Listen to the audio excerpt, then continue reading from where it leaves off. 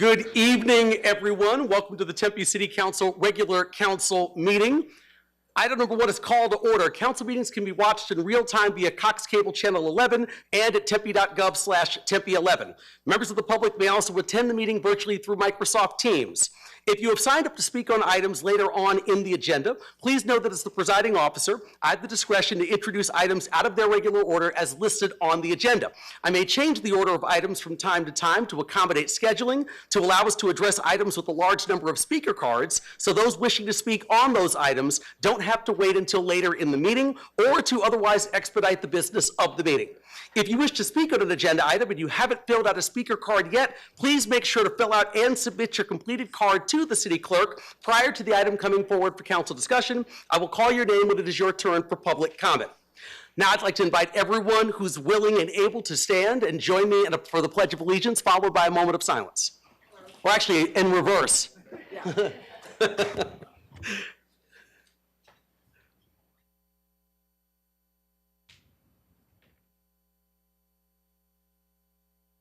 Thank you. I pledge allegiance to the flag of the United States of America and to the republic for which it stands, one nation, under God, indivisible, with liberty and justice for all.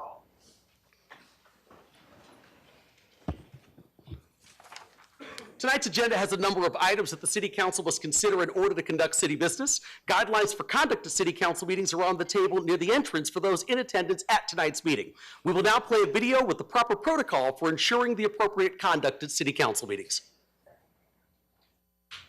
The City of Tempe welcomes public comment at this time. Disruptive behavior will not be allowed. Continued disruptive behavior will lead to removal from the council chambers. We need to be able to hear everyone in the room. Behavior that disrupts, disturbs, or otherwise impedes the orderly conduct of any city council meeting is not helpful and is not permitted. This includes behavior both inside and outside of the council chambers. Should individuals inside the council chambers become disruptive so that city business is not able to be conducted, the mayor will first ask that the individuals allow city business to be completed. There will be time for public comment during the call to the audience portion of the meeting. If no cooperation, the mayor will issue a verbal warning and let them know that the continued disruptive behavior will lead to removal from the council chambers. If there is still no cooperation, the mayor will issue a second verbal warning and let them know that the continued disruptive behavior will lead to removal from the council chambers. If there is no cooperation after asking and 2 verbal warnings, then the mayor will ask security officers to remove only those individuals who are causing the disruption. Security personnel should not engage in any way, but only escort them from the council chambers. If individuals refuse to leave, security personnel shall warn them that they are trespassing and that the next step will be arrest by a Tempe police officer. Tempe officers may have to arrest if individuals refuse to leave. Charges for trespass and disorderly conduct may apply, as well as other charges. Should anyone be asked to be removed, the mayor will recess the meeting. Thank you. We'll now play a video conveying the City of Tempe's native land acknowledgement statement.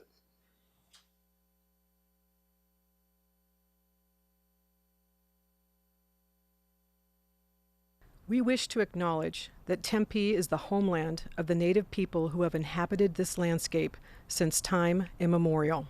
These ancestral lands of the O'odham, known as Pima, Peeposh, known as the Maricopa, and their ancestors extend far beyond our city. This land continues to be spiritually connected to the O'odham of the Salt River Pima, Maricopa Indian Community, and Gila River Indian Community. We accept the responsibility of stewarding those places and solemnly pledge to consider this commitment in every action.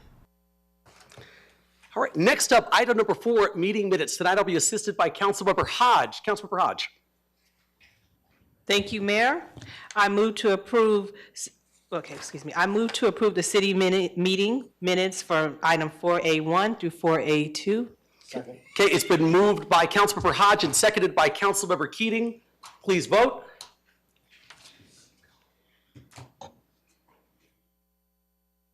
Yes. And that item passes 7-0. Next up, item 4B, acceptance of board, commission, and committee meeting minutes. Councilmember Hodge. Yeah, I move to accept the board, commissions, and committee meeting minutes in item 4B1. It's been moved by Councilmember Hodge and seconded again by Councilmember Keating. Please vote. And that item passes 7-0. Next up, item 5A, mayor's reports and announcements. I have a few here. Let's see, if I can also have the council join me for these down in the front. First of all, 5A1 is going to be our Pride Month proclamation. So if either Dr. Humes is here or members of our Tempe Pride group, if you could join me up front as well.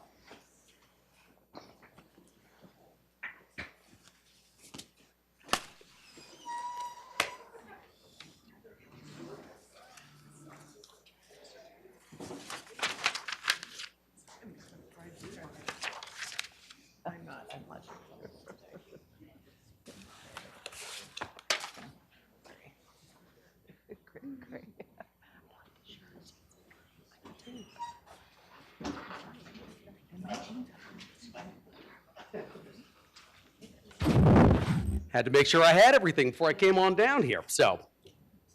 Oh, thank you.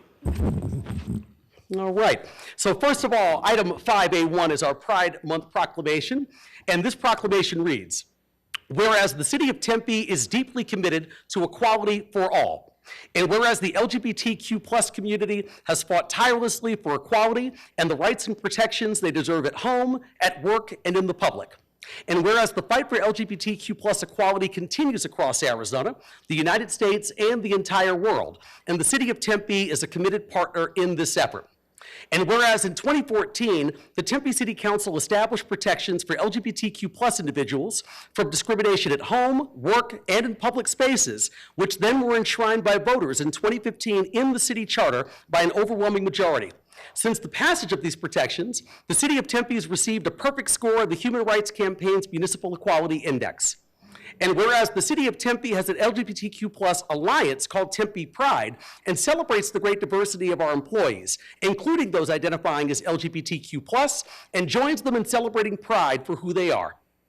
And whereas Tempe will proudly participate in Pride events throughout the region with dignitaries, public safety officials, and city employees, all unified to support the LGBTQ+ community as they remember their history and commit to continuing the work towards true equality for all people, no matter who they are or who they love.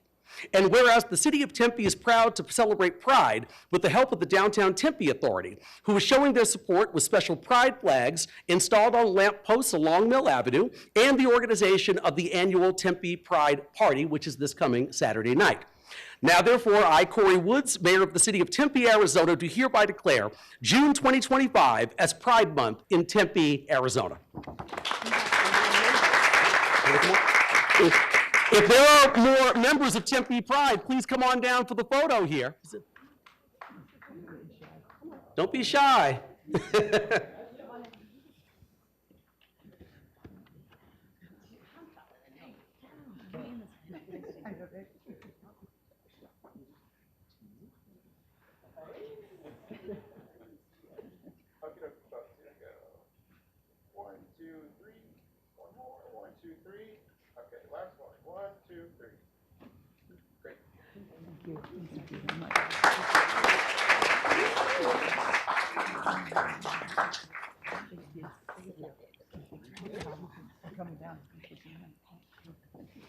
Next up here, and Dr. Humes, don't go anywhere.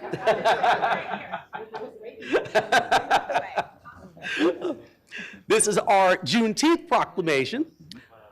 And so this reads, whereas President Abraham Lincoln signed the Emancipation Proclamation on January 1st, 1863, formally abolishing slavery. And on June 19th, 1865, after 2.5 years, the executive decree was finally fully enforced throughout the Confederate States when Union soldiers arrived in Galveston, Texas, to ensure all enslaved people were declared legally free. And whereas Juneteenth has been called the second Independence Day for the United States and began a post-emancipation period where formerly enslaved people began the brutal journey of reunifying families, obtaining education, acquiring private property, and running for elected office. And whereas Juneteenth is a day on which we as a society pay honor to those Americans who were enslaved and recognize the evils of slavery and how its aftermath has shaped our nation. And whereas Juneteenth is also a day of reflection and renewal, as we show appreciation for the many valuable contributions and sacrifices made by African Americans to our society. And whereas the Tempe African American Advisory Committee, through the support of the Tempe History Museum, the Tempe Black Employee Alliance, and the Diversity, Equity, and Inclusion Office, work together to celebrate Juneteenth and honor our state and nation's strong African American heritage and remember the lives of those who were enslaved as part of that history. And whereas the transformative work of equity, inclusion, and reform must be shared by all in order to ensure that the unalienable rights of all people to life, liberty, and the pursuit of happiness. And whereas Tempe recommits itself to the values of inclusion, equity, justice, and reform in recognition of this important day in our country's history. Now, therefore, I, Corey Woods, Mayor of the City of Tempe, Arizona, do hereby declare June 19th, 2025 as Juneteenth in Tempe, Arizona.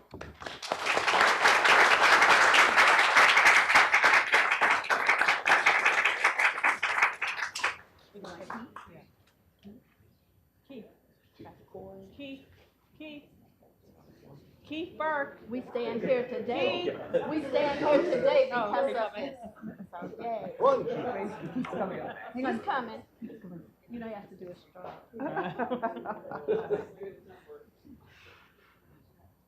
Okay, here we go. 1, 2, 3.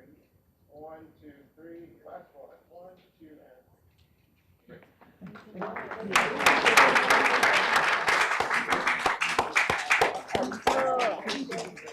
3. Let me do this. I'm going to take something slightly out of order here, just for the council. All right, let's go to item 5A4, which is the Corona del Sol High School baseball champions.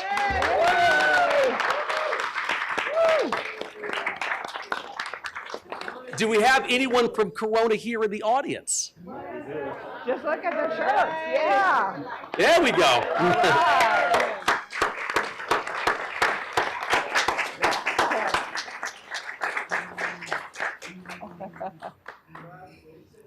Congratulations. Congratulations. That's awesome. Congratulations. Congratulations. Congratulations. Good job.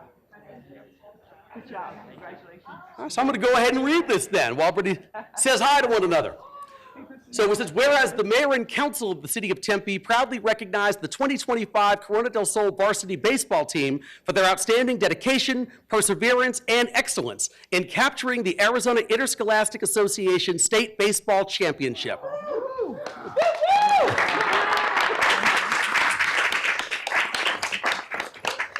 And whereas Coach David Webb of the coaching staff led by the varsity baseball program to its third state title, the second under Coach Webb's leadership, cementing his role as a transformational figure in the program's legacy. And whereas high school athletics instill essential life lessons, commitment, teamwork, leadership, sportsmanship, and resilience, which equip student athletes for success far beyond their time in high school and shape not only champions on the field, but also honorable, disciplined young men off the field. And whereas all 10 varsity baseball seniors from the class of 2025 will be continuing their academic journeys at institutions of higher learning, many earning athletic or academic scholarships at Division I schools. And whereas 6 of the team members have committed to D1 schools, including Oklahoma State, University of Texas, Brigham Young, 2 at Arizona State University, and San Diego State, and 1 has been accepted into the prestigious United States Military Academy at West Point. All right. And, and whereas all 4 grade levels contributed to the team's success, and many earned prestigious awards, including but not limited to 6 Tempe All-City Awards, 6A Central Region Player of the Year, 4 players earned First on Team All-Region, 3 players earned Second Team All-Region, Offensive Player of the Year, Honorable Mention, and Max Preps Player of the Year. And whereas with state titles in 1993, 2009, and now 2025, the Corona del Sol varsity baseball team has a proud legacy of excellence, and the 2026 team is determined to break the 16-year cycle and defend their championship. Yeah, all right. And whereas the city of Tempe and the entire community stand united in pride and admiration for the achievements of the Corona del Sol baseball program on the field, in the classroom, and as ambassadors of our community. Now therefore I, Corey Woods, Mayor of the city of Tempe, Arizona, do hereby declare June 5th, 2025 as Corona del Sol High School Varsity Baseball State Day in Tempe, Arizona.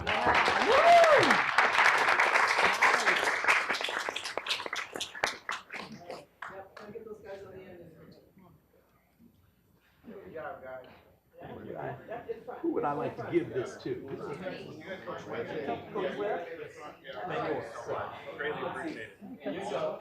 All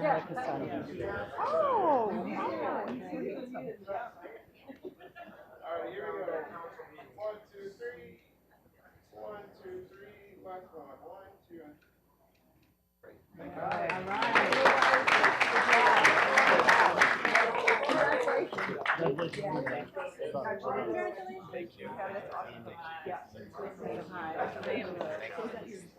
Oh, this also. Oh.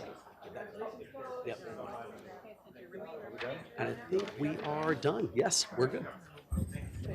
We're good. We're good.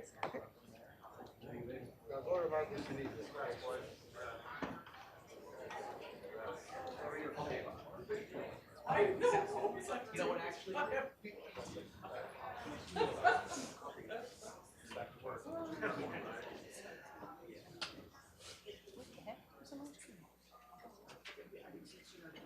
You got it. I figured you caught it. Oh, yeah, totally. Yeah, okay. I was trying to power through. Yeah, gotcha. Something happened? So, council, we will come back down for the employee awards.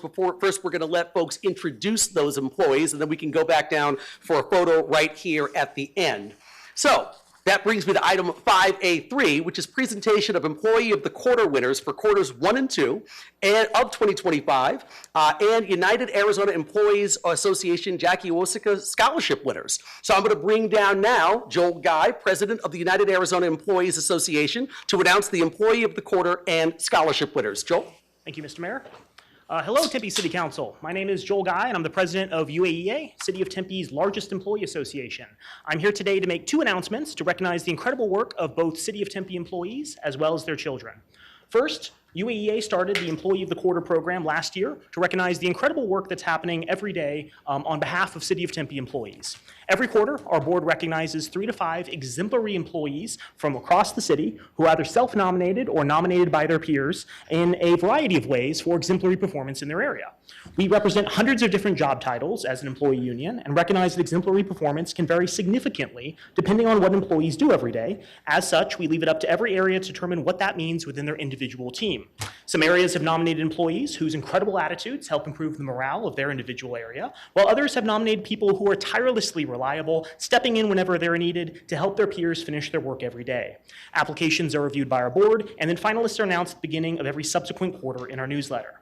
I've asked the quarter 1 and quarter 2 employees from this year to join us this evening. Some of them are unfortunately working tonight as City of Tempe employees, but most are in the audience at this point in time.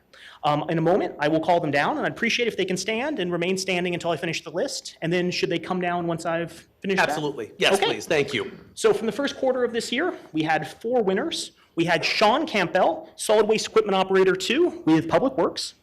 We had, go ahead.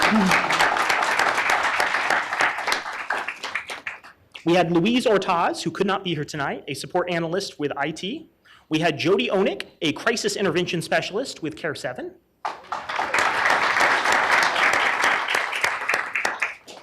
And we had Sam Storm, another solid waste equipment operator with Public Works.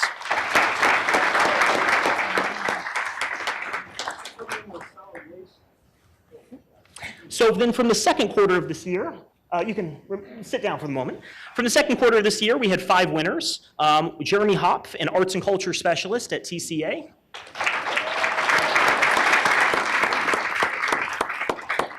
Mariam Koskan, a data and research analyst with FIRE.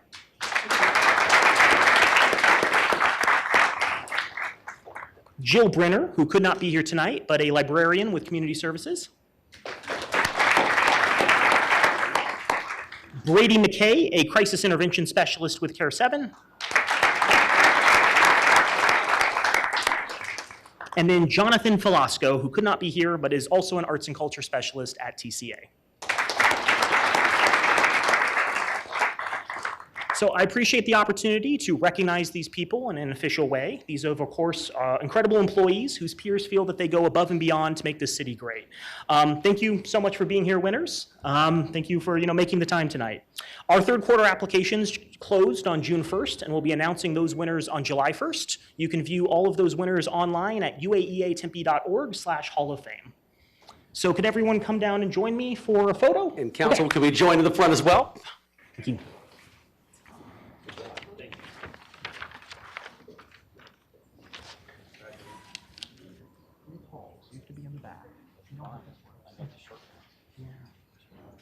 Gentlemen.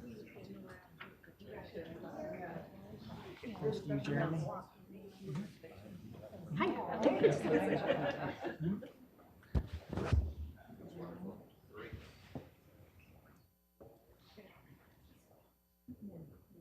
we go. 1, 2, 3. One more. 1, 2, 3. Last one. 1, 2, and 3. Great. Thanks for coming. Appreciate it.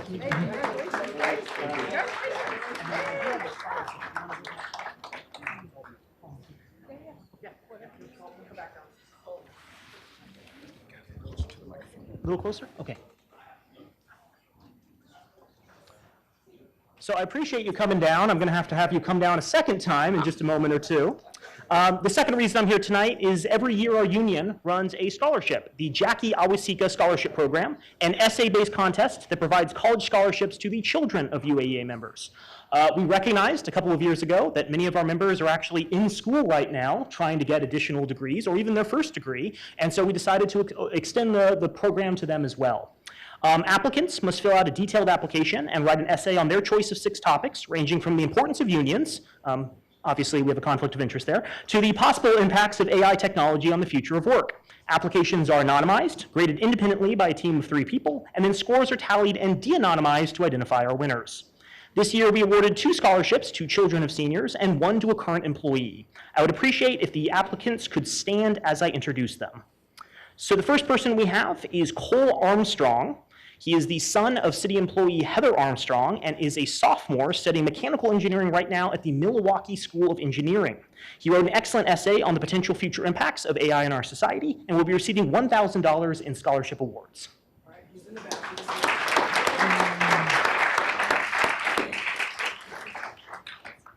So our second winner, Maya Taylor, is unfortunately working tonight. Real go-getter, but her mother, Kelly Taylor, is in attendance. Maya is a current college student majoring in exercise physiology at Northern Arizona University. She wrote an excellent essay on her choice of major and will be receiving $500 from our scholarship program.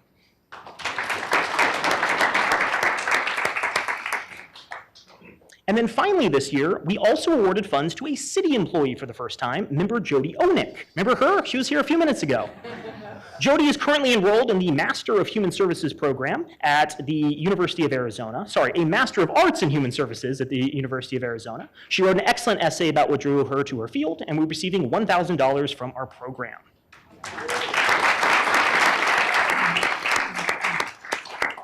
So thank you for the opportunity to allow us to recognize these winners as well as our excellent employees at this level. And if you could join me down here for a photo, I'd greatly appreciate it.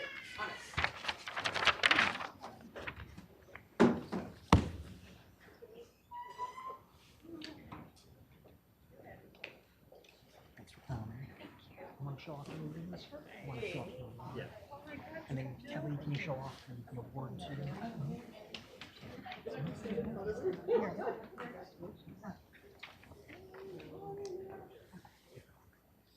All right, here we go. 1, 2, and 3. 1, 2, 3. Last one. 1, 2, 3. Great. Thank you. Thank you. Appreciate it. Thanks so much.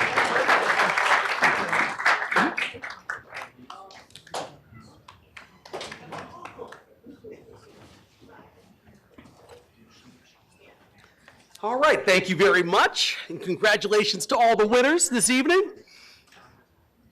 Next up, item 5A5, 2025 Community and Business Surveys.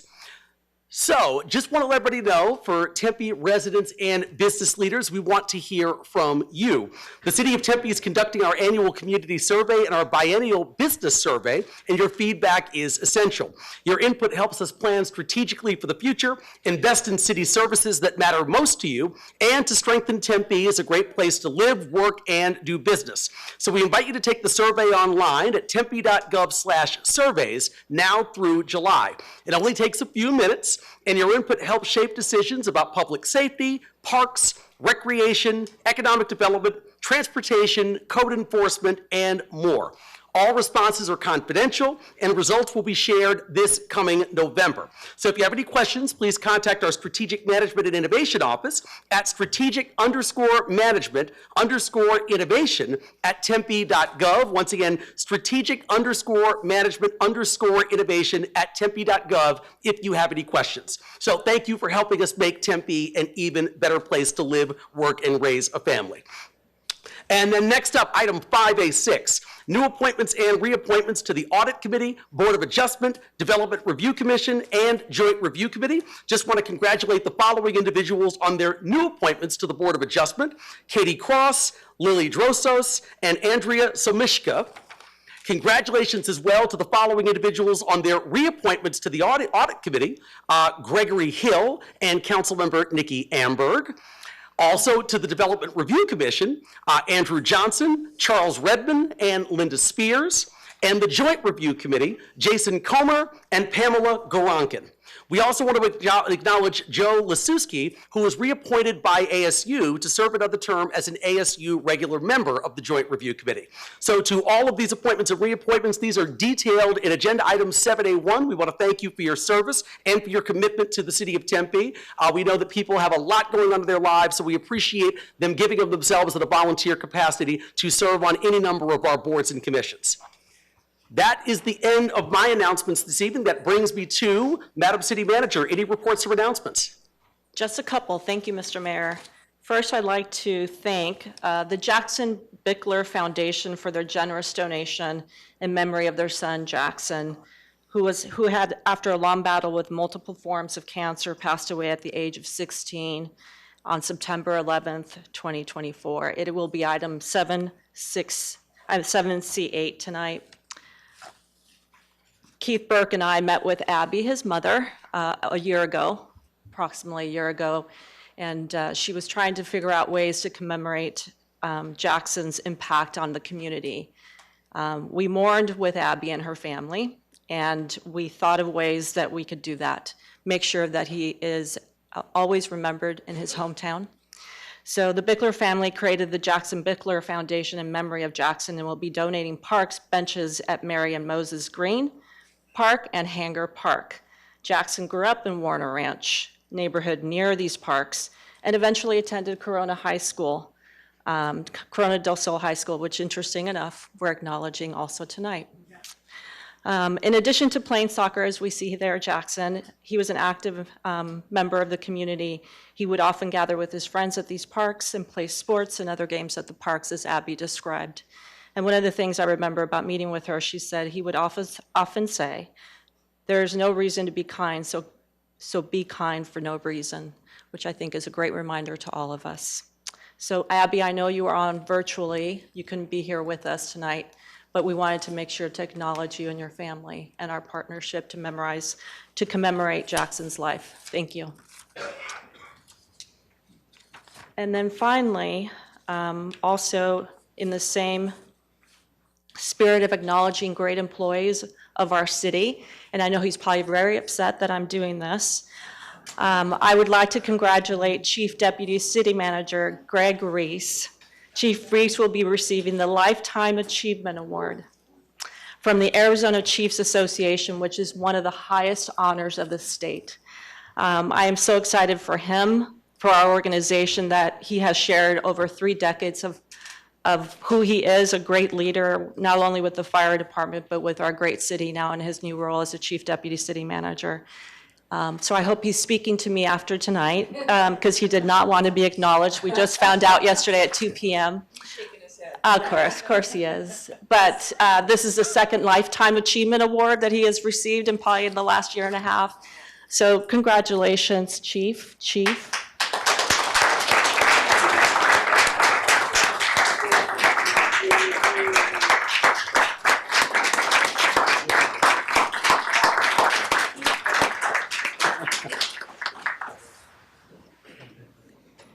That is all the announcements tonight, Mr. Mayor. Thank you. Thank you, Madam City Manager. Greatly appreciated. All right, well, that then brings me to item number 6. But before we move into public appearances, just want to take a moment to address campaign-related activity, especially that we are now in the 2026 election season. City council meetings are open to the public and are a vital forum for civic engagement. We welcome all individuals, including candidates, to speak on matters of public concern during the public comment portion of the meeting.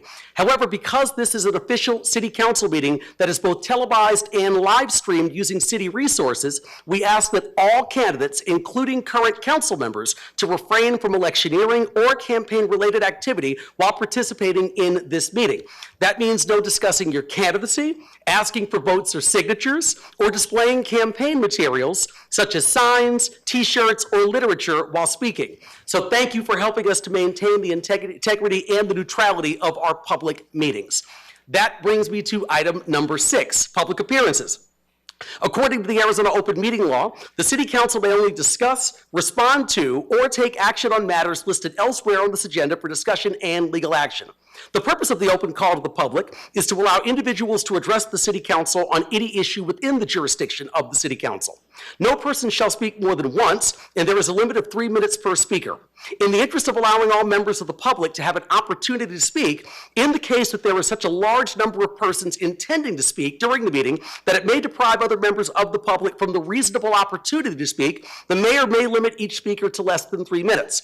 Speakers present at the podium must state their name and city of residence and provide a speaker card. Members of the public shall refrain from making personal, impertinent, or slanderous remarks and from becoming boisterous while addressing the city council or while attending the meeting.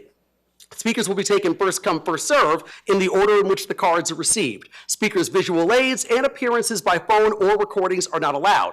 The City Council is prohibited by state law from discussing, responding to, or taking action on matters raised during the call to the public, even if asked to do so by a member of the public, so long as the subject discussed by the speaker is not listed as a specific agenda item for council's consideration for discussion and legal action. Individual members of the council may respond to criticism made by speakers, ask staff to review a matter, or ask that a matter be placed on a future agenda. With that said, once again, I'm going to call forth speakers in the order in which I received the cards this evening. The first card I have this evening is from Mario Martinez.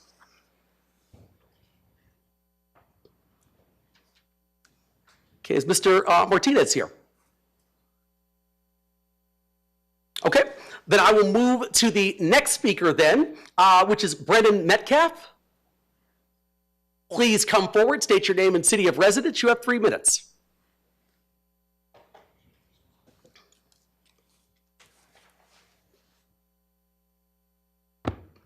Good evening. Hello. This is my first time here. I am Brennan Metaf. I live in Tempe, Arizona, down by the lakes. Just wanted to give a quick speech here to speak about a policy vision for the city of Tempe that I believe that this council and other cities around this country can adopt to provide affordable housing, climate solutions, sustainability, and good green infrastructure, which we all agree with. So I just wanted to begin my speech by thanking the city for their action on housing. Building housing anywhere and everywhere, increasing supply is very important, and this council acknowledges that and supports that. So my agenda today, I guess I should say, is something called abundance. I'm sure it's been everywhere.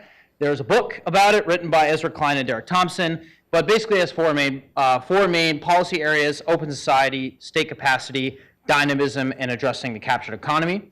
Open society means committing to transparency, robust public engagement, and a culture of collaboration.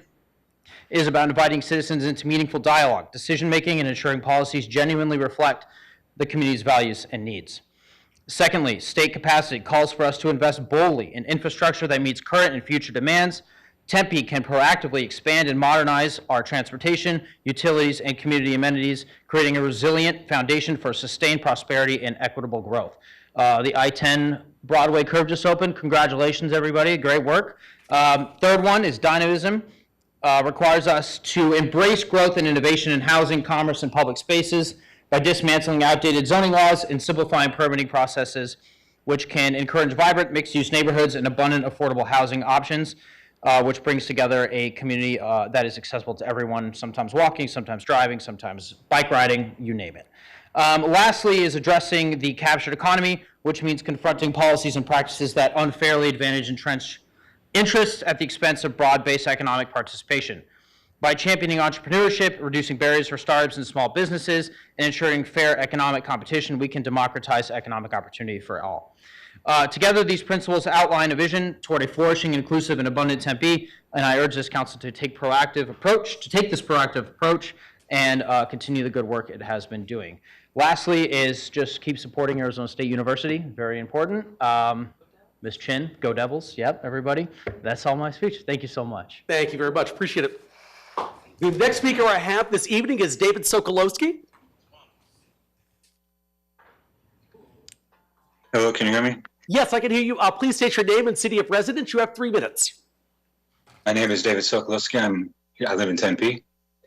I don't understand why residents pay for city services if we have to apply for permits and pay to use those services.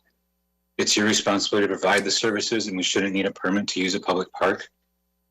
If you think eating food in a park is so dangerous that it requires a permit, then you can have a fire truck at the park and watch people eat food. You don't charge for the event and add a bunch of stipulations and make it impossible. Would the Broadmoor Bike Bus need an event permit? It looks like the Broadmoor Bike Bus would need a permit, and to pay for the police escort the city has provided to keep everyone safe. The park rules say we're not allowed to prepare food, and the city has been removing grills from city parks. For many renters, we're not allowed to have grills on our property. So as renters, we're not able to have a picnic with friends or families. That's a privilege only for homeowners now. Our residents pay for the park amenities, but now the city gets to decide that we don't get to use it. The city's permit process is completely arbitrary, and I don't understand why the city manager can deny permits. Who has the authority to grant an appeal for a permit? That doesn't seem fair because normally it would be done by a neutral third party. It's a little ironic the city wanted to activate its parks, and we have this community group using the park, and the city is trying to stop them from activating the parks. This is supposed to be a free country, but we need a permit to play sports, or walk, or bike, or eat food. In my opinion, that's not a free country. We have the right to peacefully gather. They didn't put a 30-person limit in the Constitution. Thank you for listening. Thank you. All right, the next speaker I have this evening is Robert Tiiani. Please come forward, state your name and city of residence. You have 3 minutes. Hello, my name is Robert Tiiani, and I'm a resident of Tempe. My wife and I joined several hundred Tempe citizens. Actually, I'm here to speak about Shalimar proposed rezoning. My wife and I joined several hundred Tempe citizens last night at the owner-developer neighborhood meeting. Although I have never met the present golf course owners and have nothing against them personally, it became immediately apparent to us attending that any past narratives regarding this proposal floated out by their development team was simply eyewash. In review of the history of the developer's many planned iterations, it was clear that the initial and primary intention was and remains to obtain the maximum development possible in order to generate the most profit for the property owner. The first design of over 400 rental units does just that. It creates a density of 9 dwelling units per acre, the maximum outlined in the latest general plan. Designed with absolutely no prior discussion or input from the community, it clearly indicates the owner and developer's belief that they could easily manipulate the city guidelines to their benefit. Narratives that include consideration for what is best for this community, the city, the tax base, and school attendance were quickly dismissed as subsequent redesigns offered token reductions and modifications with a review of each of the 6 iterations presented last night. All this time, it became obvious to everyone but the owner's team that they indeed were unable and unwilling to read the room, as one of the neighbors so eloquently stated. In my opinion, the owner's continued pursuit of this rezoning proposal in the face of such overwhelming community opposition is a statement of fact that it is only a money grab with no consideration for the damage to the community, the environment, and the well-being of Tempe as a whole. And now that an alternative offer has been presented to the owner with the hopes of maintaining and improving the golf course, the claim that no one is interested in purchasing Shalimar exposes the owner's insincere intentions.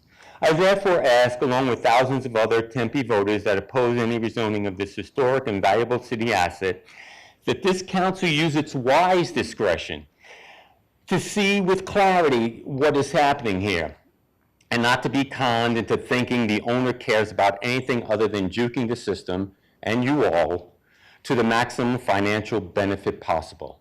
Lastly, if there's any doubt as to where the owner's heart lies, simply look at the present condition of the property and the devastating impact caused by the owner's decision to abandon and cut off the water supply. It's very sad. Thank you for your time. Thank you. I appreciate it. All right, next up we have, and so we can't have any clapping this evening. We have to get through all this. The next speaker we have is Nancy Keith. Please come forward and state your name and city of residence. You have 3 minutes.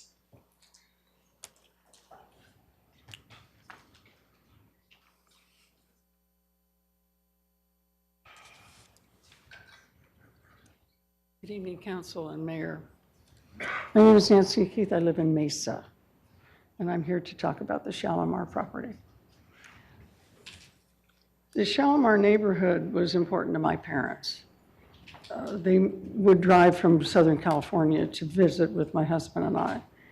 And while they were here, they'd drive around and look at different places because they were considering maybe moving closer.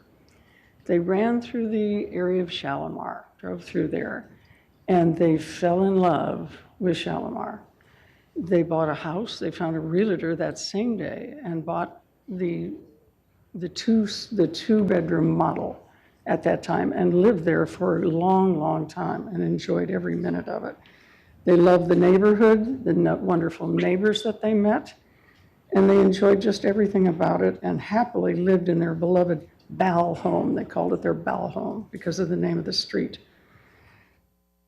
I'd seen information, though, lately about the city of Tempe wanted to do more greening of their city.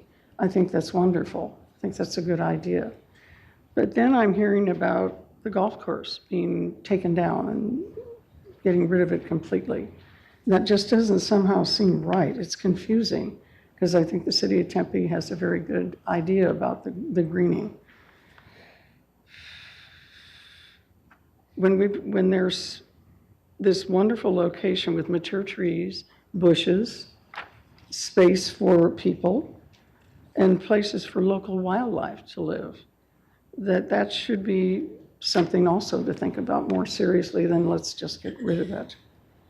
It makes me wonder why the city of Tempe can say one thing and then say something different. I hope that you will listen to the community who is strong in opposition to the rezoning and that you will vote no when the time comes. Thank you for your time. Thank you. The next speaker I have this evening is Joel Stern. Please come forward, state your name and city of residence. You have 3 minutes.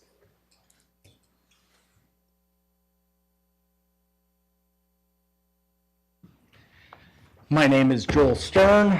I'm a Tempe resident, and I am here to applaud the reappointment of the city manager, Rosa. Since her time here, I truly believe that the city is, while not perfect, it is run very well. City staff is empathetic. They are quality. They do their jobs. They are always asking what they can do more. I sit on the Neighborhood Advisory Commission. We have a direct link into the city. with that, and we are always doing better. We are always asked the city is always asking what they can do better. And I see that every day, not only with the city, but with council and the people that volunteer here. We are, like I said, not a perfect city. We have laws that not all of us agree with, but they are still the laws that we have. I think that this city is trying to fix it for every single citizen here. And again, I think under Rosa, we have kept this ship moving, and I appreciate you. Thank you. Thank you. The next speaker I have is Lance Waran. Please come forward, state your name and city of residence. You have 3 minutes. Thank you. Lance Waran, City of Tempe resident. I'm here to speak about the Shalimar Golf Course as well. Thank you. The Shalimar Golf Course serves the citizens of Tempe as well as the residents of the neighboring communities by providing a natural cooling space, something that is a quickly diminishing asset here in our beautiful Tempe. If the city were to approve the developer's request for rezoning, this will not only destroy the natural space that is home to our natural wildlife, but it will also eliminate our community gathering space that many of us use for outdoor activity. The fish fries on Friday night. It's a community gathering space. This will in turn pave the way for a higher density living unit structures that does not really fit the existing landscape as currently zoned. This in turn will create, as speaking with other residents of the community, an unwanted heat island first and foremost, traffic congestion along Country Club Way and spilling over onto East Concordia Drive, which may include the necessity for unwanted speed bumps. God knows we love those speed bumps. And I'm only one of many residents who feel strongly about this, against the rezoning of our neighborhood community to allow this medium density housing development. Please don't allow our beautiful Tempe to become Central Phoenix. We would have moved there if we wanted that. Thank you. Thank you. The next speaker I have this evening is Ann Till. Please come forward, state your name and city of residence. You have 3 minutes.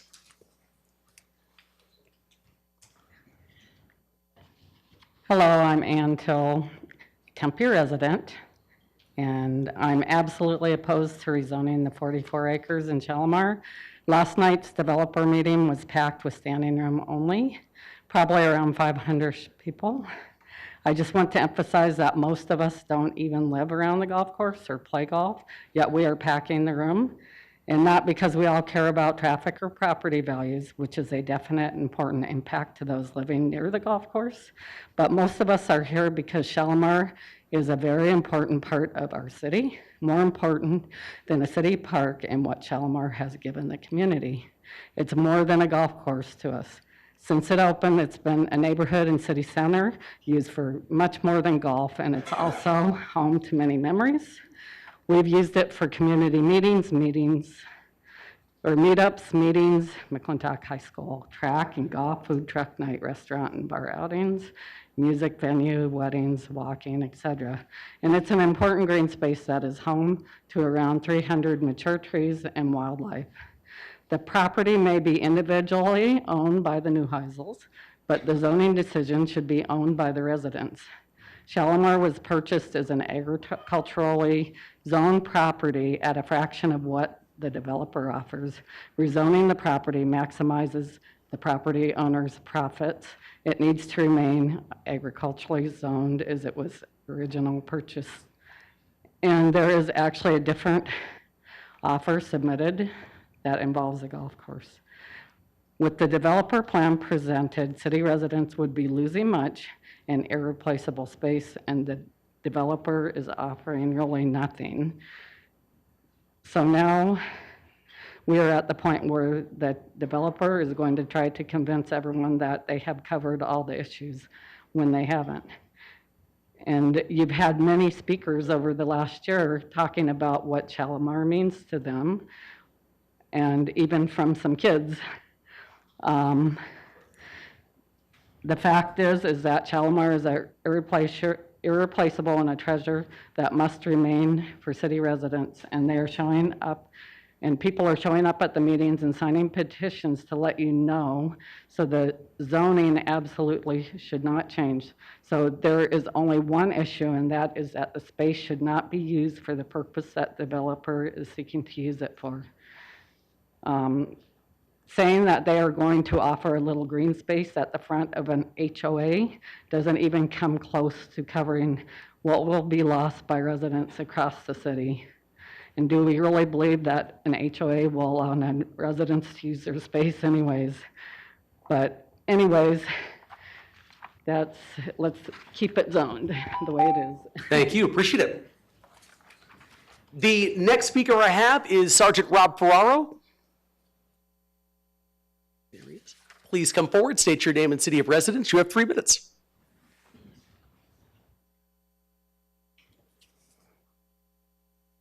Good evening, Mayor and Council. My name is Rob Ferraro, President of the Tempe Officers Association.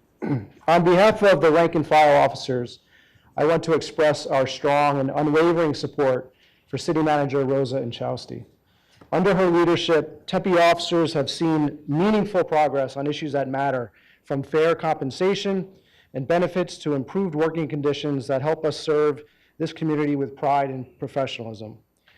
City Manager Inchausti has also stood firm in supporting the enforcement of quality of life crimes that impact our neighborhoods, while working to make Tempe a destination city, one that attracts businesses, amenities, and the kind of growth that benefits everyone. She leads with courage and conviction, and while critics may look to score political points, we've seen her commitment where it counts, in action. The Tempe Officers Association proudly stands behind her leadership and her vision for this city. Thank you very much. Thank you. That's all the cards I have this evening. If there's anyone else who wishes to address the City Council, yes, please come forward. Yep. Oh, I'm sorry, it's not on mine, but feel free, come on forward, so. Yeah, I don't know why I didn't go through. No, no worries. Hey, that's what we're here for. We're here all night, so. Please state your name and city of residence. You have 3 minutes. Hi, my name is Rebecca Sperry, and I live in Tempe. I'm Rebecca Sperry. I am a 35-year-old K-12 teacher affiliated with ASU, facilitator with a nonprofit, urban planner, Army National Guard truck driver, and artist. I am addressing the City Council on behalf of the people for item 8.4B on the agenda. This item talks about restrictions on social gatherings. My understanding is that the focus is on a group feeding a large group of people unrelated to the government, but I'm here to talk about how, from my understanding, this legislation also restricts gatherings over 30 people and of microphone use in such gatherings. I will further not provide legislation to fight this. I will mention that it does have to do with First Amendment rights. Sorry. I will not give emotional reasonings, but I will provide my own personal sociological data set. I do trust whatever decision is made for the city, and I thank you for all that you do. It's not easy to run a city at all. The biggest reason I'm making this statement is that many park gatherings are positive spaces. This legislation would displace 10 to 30 yoga teachers, etc., people who create gatherings and so close to 300 people would be affected on a monthly basis by this legislation. There are 2 key tools that I would like anyone hearing my words to walk away from this utilizing. The 4 Pillars of Neighborhood Planning by Jane Jacobs, which I'm sure you all know or understand similar concepts. And so I'll touch on that later, but the idea of positive yield. My biggest issue, and I use the word issue to describe the difference between effectiveness and ineffectiveness, not frustration.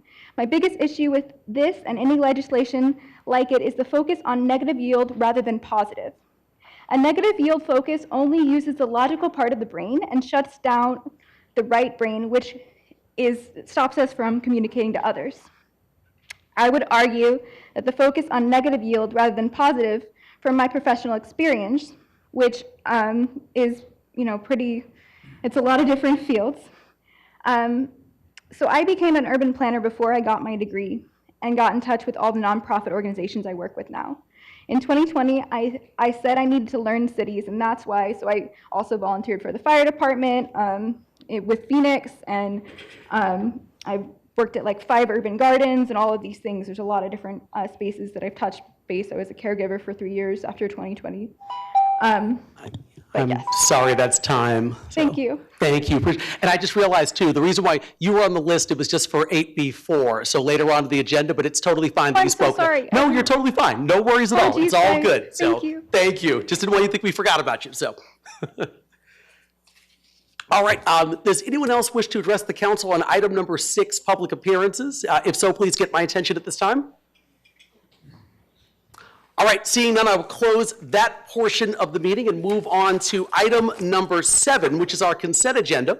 All items on the consent agenda will be considered as a group and will be enacted with one motion by the City Council unless an item is removed for separate consideration. Members of the public may remove public hearing items for separate consideration. Public hearing items are designated as public hearing item at the beginning of the item title. Council members may remove any item for separate consideration or to declare a conflict of interest. If a council member would like to declare a conflict at this time, the city clerk will provide the council member with a disclosure form.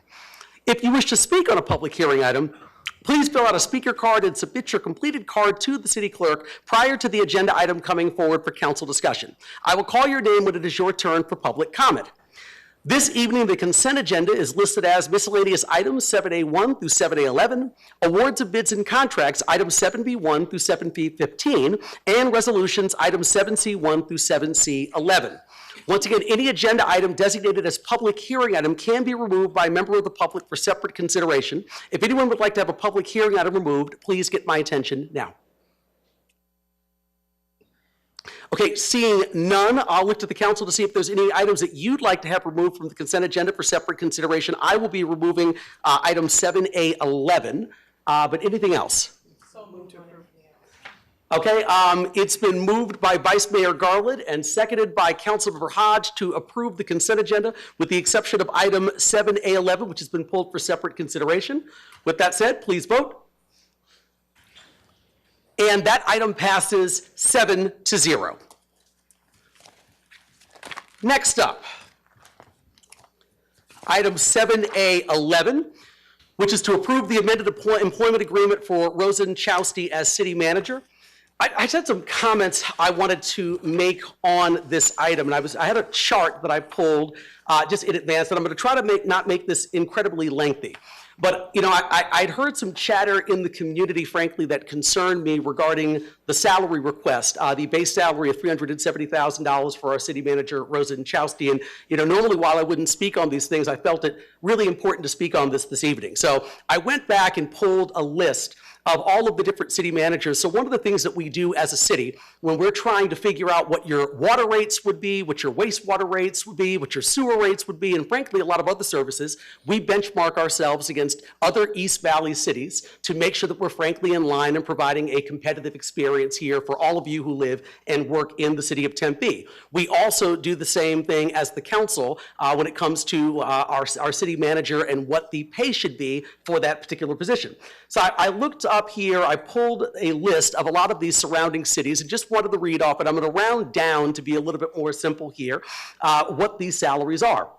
So as an example here, the city of Phoenix, the city manager is paid $415,000.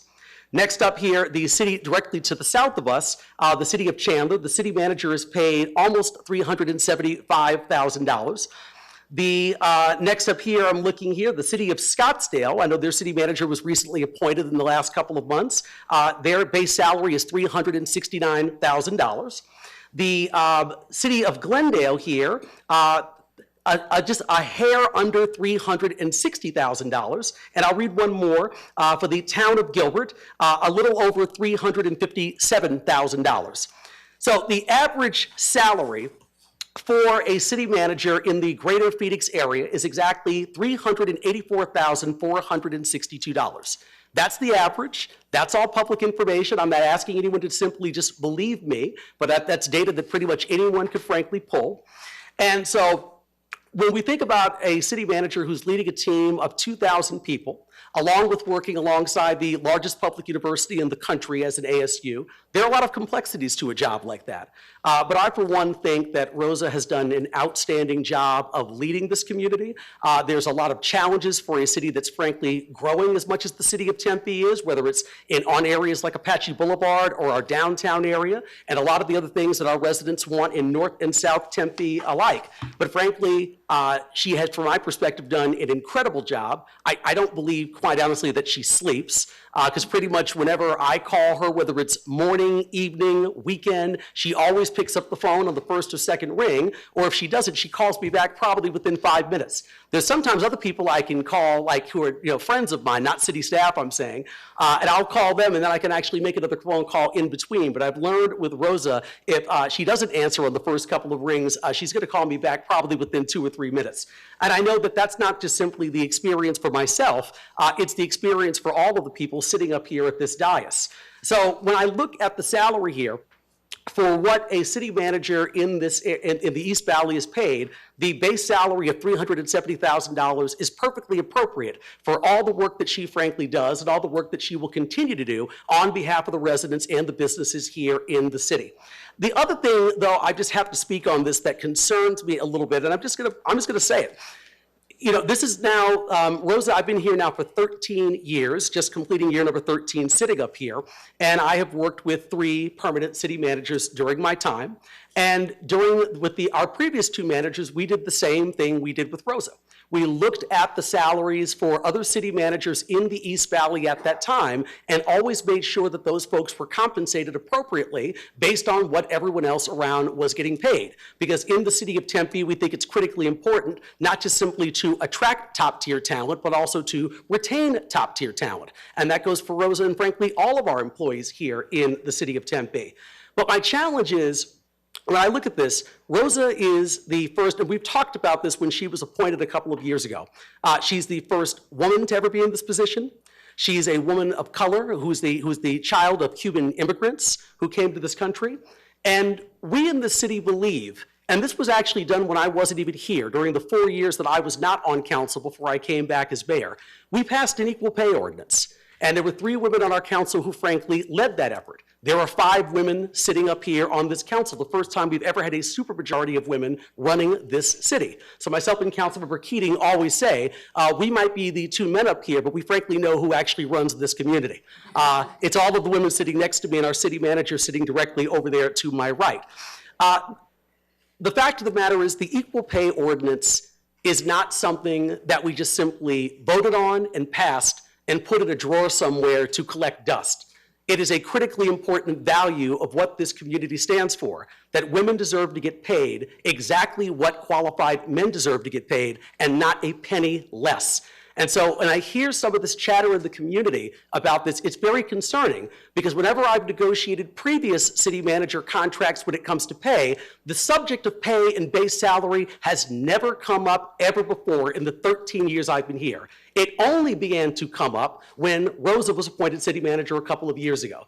And I'm bothered by that. And I'm going to put that out there for the record because I think it's really critically important that for anyone watching this meeting, whether it's women or our young women in schools, whatever, that they see that there are people who are willing to stick up and advocate to ensure that we are paying women exactly what they deserve, which is exactly what any qualified man in this position should be making. And so I am proud of the work that she has done on behalf of the city. This base salary is completely appropriate for the work that you do. You're a phenomenal city manager for leading this city every day. I really do want you to try to get some sleep at some point and eat maybe more than 1 meal per day. But quite honestly, I can't thank you enough for what you do on behalf of the city. And I know I speak on behalf of the entire council when I say that. So thank you.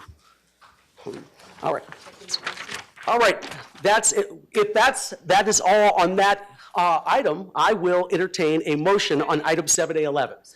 It's been moved by Vice Mayor Garwood and seconded by Councilmember Hodge. Please vote. And that item passes 7-0. All right, next up here, I'm going to go to our non-consent agenda, which is item number 8. All items listed on the non-consent agenda will be considered separately. Agenda items scheduled for introduction and first public hearing will be heard, but will not be voted upon at this meeting. Agenda items scheduled for second public hearing and final adoption will be voted upon tonight.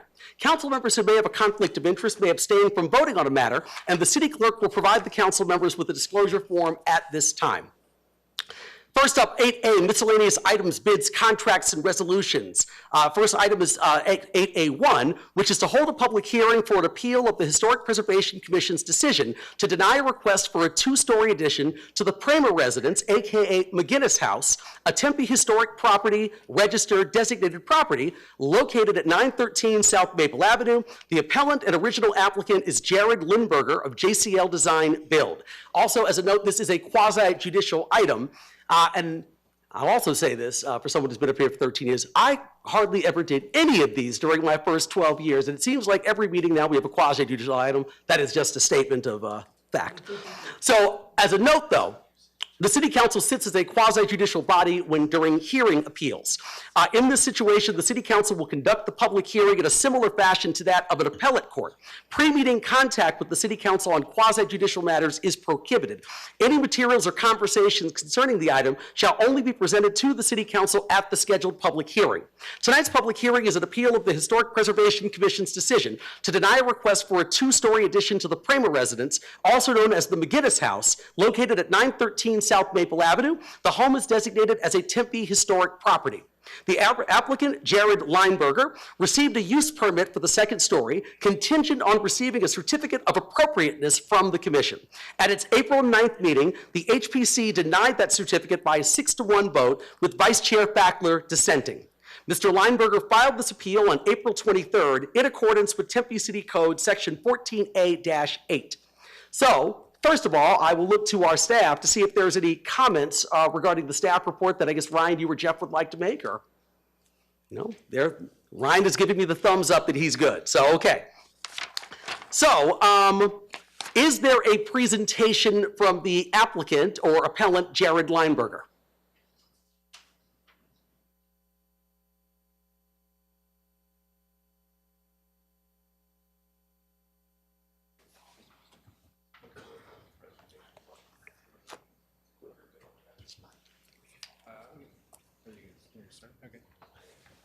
Hello, good evening. My name is Jared Lindberger. I am representing my client, Erica Pramer, who will make a statement after I'm done. Very simply, we're just asking for you guys to consider us to be able to add a 2nd story and give us a certificate of appropriateness for what we're trying to do here. We're discussing a property that is zoned R2 and is completely, everything we're doing is within the guidelines of the code references and within the ADU agreements that we have made, or you guys have made already. And we are just asking you to basically overturn Historic Pres' decision to not allow us to do it. We feel like what we are offering is completely fitting to the neighborhood, and we don't think it's going to give any negative impact, and we are trying to preserve the existing house as it stands, and we are adding addition to the back of it, but as you can see, if I can figure out how to do this here, which button? The property as it is sits, if you stand on Maple, the only thing you see in the background is the giant assisted living or retirement thing. I think it's Marabella. That's all you see in the background, and one of the conversations is the 2nd story on the property appropriate? And as you can see, in this, the existing residence right now is the small greenhouse, but you can very clearly see what you see in the background of her house. This photo was, the upper photo was taken while we were doing our community, our time of letting the community comment on it. And so it's a couple months back. And the bottom photo is a rendering of what the new addition will look like. The homeowner, Erica, does not have any intention of taking down any of the existing trees or foliage, and so it's going to have very little impact from the street view. And to say that it would somehow diminish the historic nature of the house seems a little bit, out of touch given what you can see in the background there. The house in the front will be preserved almost entirely as it is. The only thing we're going to be doing is removing a single window in the back. We've already have approval from the staff to remove the old garage that's attached to the back of it, but it's not part of the original house that we're aware of. They may say something different, but we can't find any evidence that was specifically part of that. That aside, the homeowner would like to preserve the house as it is, but she needs more space. So her intent is to rent the space up front and then add a dwelling unit in the back for her own residence. There's the floor plan there, and you can kind of see. The other thing we want to point out is the argument from historic preservation is that it doesn't fit, again, with the streetscape. If you notice, the house one lot over, which there's no house between hers and the next house because she owns that piece of property as well. The house one lot over is also a two-story house. There's multiple two-story houses on this street, so there shouldn't be any real reason why a two-story addition would have a problem there. Plus, the two-story addition, the two-story portion of that house is pushed almost 100 feet back from the sidewalk. I mean, if you're standing on the sidewalk, it would be almost indiscernible that it was even there or that it was even part of the same property, because there's actually two-story units behind the alleyway that you can see from that street area as well. So one of our biggest reasons for the appeal is that the homeowner actually tried to get the house put on the National Registry, and when she contacted the National Registry, they said it's just not. There's just not enough there to put it on the National Registry. Yes, Tempe, it's on Tempe's registry, but there's not enough to justify it being on the National Registry. Other properties in the same area have been granted, the ability to put two-story additions on their property as well. And we think that it would add value to the neighborhood, because of her choice is if she's not granted the ability to do this on this particular property, then her only other option would then be to just build a new house on the other piece of property she owns right next to it that's currently vacant. And we think we're giving a lot to say, hey, we want to preserve the existing house and just build something new on the back side of it. So, you guys have any questions? Yes, Councilmember Adams? Yes, so how did you survey Maple Ash neighborhood to find out that they're supportive?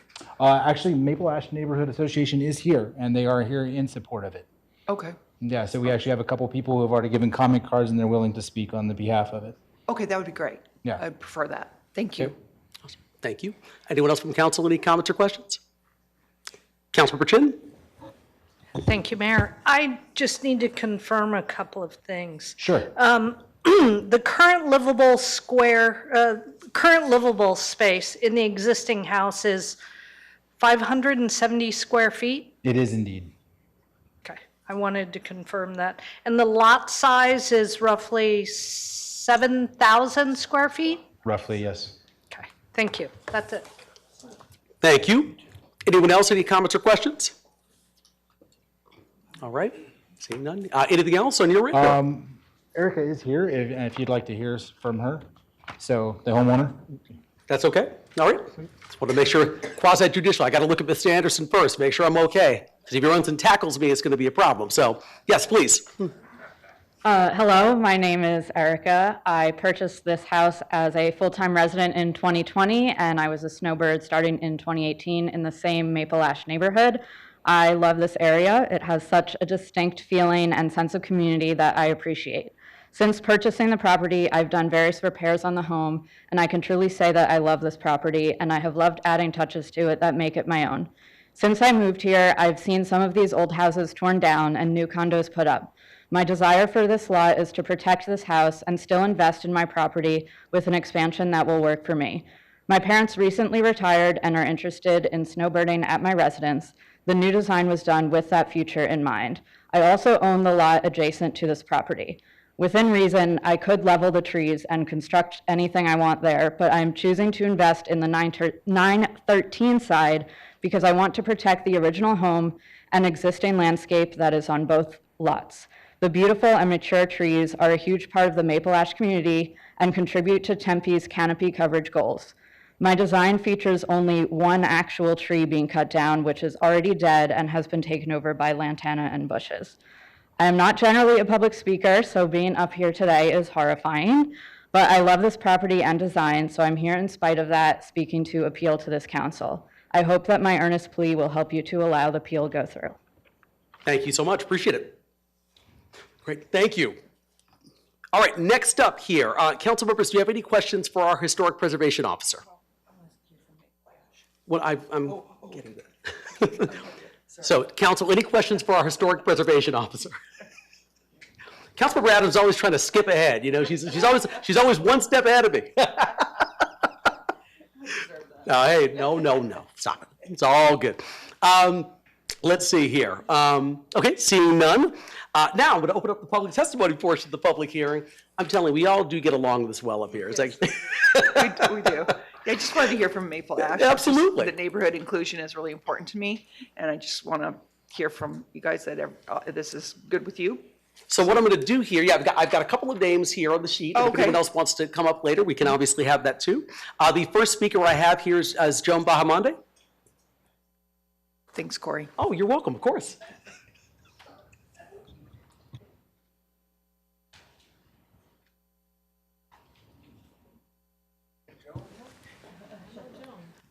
Good evening. Please state your name and city of residence. You have 3 minutes. Thank you.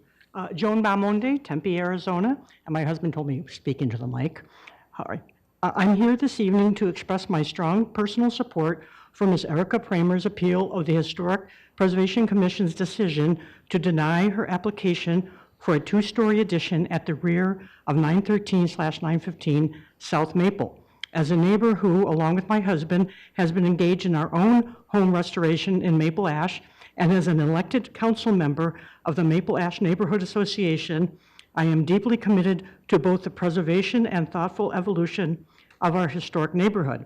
While these comments reflect my personal views and not as an official association position, I hope they will be given full consideration.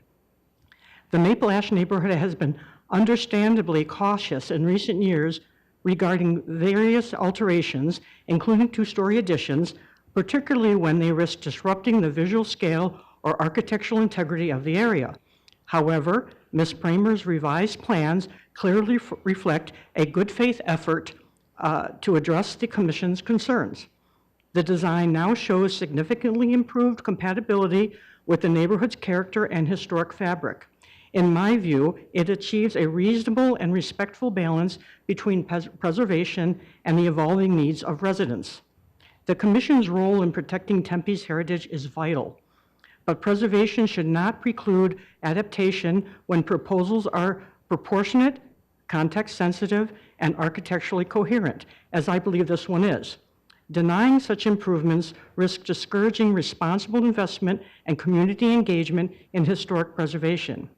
I urge the Council to reconsider and support this appeal. Doing so would affirm Tempe's commitment to preservation that is practical, inclusive, and forward-looking. Thank you. Thank you very much. Appreciate it. The next speaker I have this evening is Jenny Lucier. Please come forward, state your name and city of residence. You have 3 minutes.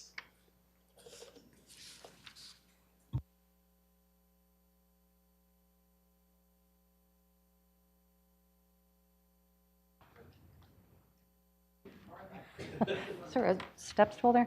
Hi, my name is Jenny Lucier. I'm a 40-year resident of Maple Ash. I am here to speak in support of this project for probably 3 main reasons.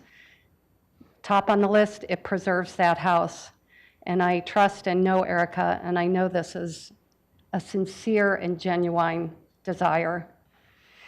Another is that it preserves the lush landscaping of that lot. I don't know if any of you had a chance to go see it, but it's pretty cool. And we would hate to see a development there that would change that so drastically. And the third is about the impact on the street view. So over the last 40 years, I've participated in countless planning projects, right? Planning processes that involved all of my neighbors, people who I've known now for 30 and 40 years. One of them was somewhat unique. All of them, of course, call for historic preservation and preserving the main house, preserving these houses. But one of them was called doing infill in historic neighborhoods.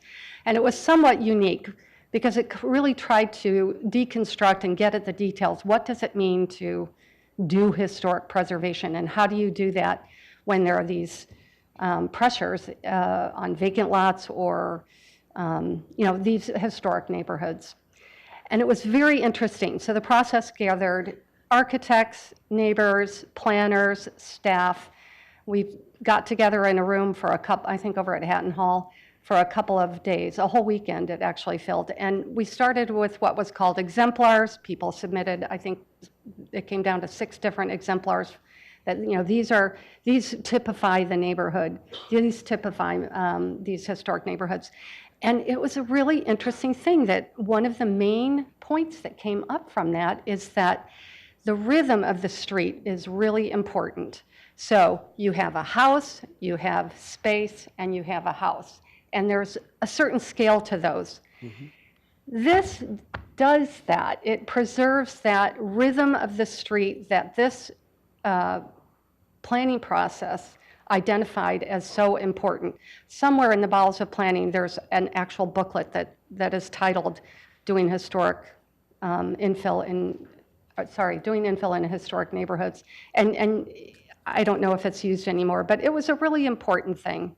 One of the other important things about that process that came out of that process and all of these other processes is that we have multifamily zoning. How do you preserve, or how do you let people take advantage of multifamily zoning yet do something historic preservation wise? And the consensus was, I'm sorry, that I can give you another 15 seconds. You want to finish that statement, though. The consensus was preserve the main house, do something in back of it. That's what this does. So I rarely disagree with the Historic Preservation Commission, but I do on this one and support this project. Thank you. Thank you, Ms. Lassier. Appreciate it. All right, is there anyone else who wishes to speak under this item during the public testimony portion? If so, please get my attention now. Yes. Please come forward, state your name and city of residence. You have 3 minutes.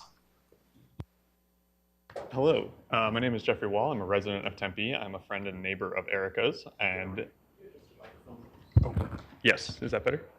Thank you. I'm a friend and neighbor of Erica's and wanted to come out and speak in support of this plan. Before doing that, I did want to address Councilman Adams' concern. I'm also an elected member of the MANA board. We did not vote on this. I think there was a miscommunication between members of MANA and Erica in regards to our support. Several of us have voiced our personal support, but as an organization, we have not officially voted to support this. It never came to a vote. It wasn't that we voted against it. It's just we never voted on it. Can I ask you a question? Yeah. Is it your impression that people are supportive in general? Yes, of the neighbors that I've spoken to and of the members that I know, the majority that I've spoken to have said that they are supportive, and I think you've seen that in the folks that have come out today to speak on behalf of this. I think Erica's done a really good job to try and preserve the character of the house as much as possible. Her initial plan, she wanted to build this completely separate from the front dwelling as an ADU, and was told that that permitting wouldn't be possible because the ADU would be larger than the front house. I don't know the exact number. The front house is very small. It is less than 1,000 square feet, I think much less. Again, I would have to look at the documents to know the exact amount, but it is very hard to build an ADU that is not going to be larger than the front house, given how small it is. So with those restrictions, she's worked to, again, really maintain that, have a small connection between the front house and the addition she'd like to build in the back. in order to provide that additional living space and an additional unit of housing in this neighborhood, which is much needed. We've lost several of these historic homes over the years, and many of them are currently dirt lots where they're doing no good to our community. They're sitting around as, you know, stores of value for whoever happens to own that plot at the time, when that could be a house that someone is living in and a place for an additional neighbor. So again, I just wanted to voice my support, and thank you for your time. Thank you so much. Appreciate it. Is there anyone else who would wish to address the council on this item? If so, can you please get my attention at this time? Okay, seeing none, I will close the public testimony portion of the public hearing. I'm going to now look to the applicant, Jared Lineberger, to see if you would like to come forward one more time here.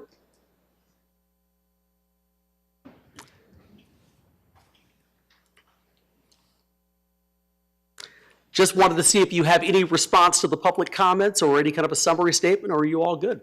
I'm good. I think we've said our piece, and I think that, yeah, as you can see, we have the support of the neighborhood, which a lot of you probably know that's rare.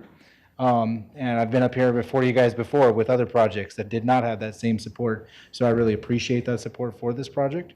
And I'm hoping that we can preserve the house in as much as we can and also get her what she is ultimately wanting. Sounds good. Council, do you have any comments or questions for Mr. Lineberger? Yeah, Councilmember Amberg.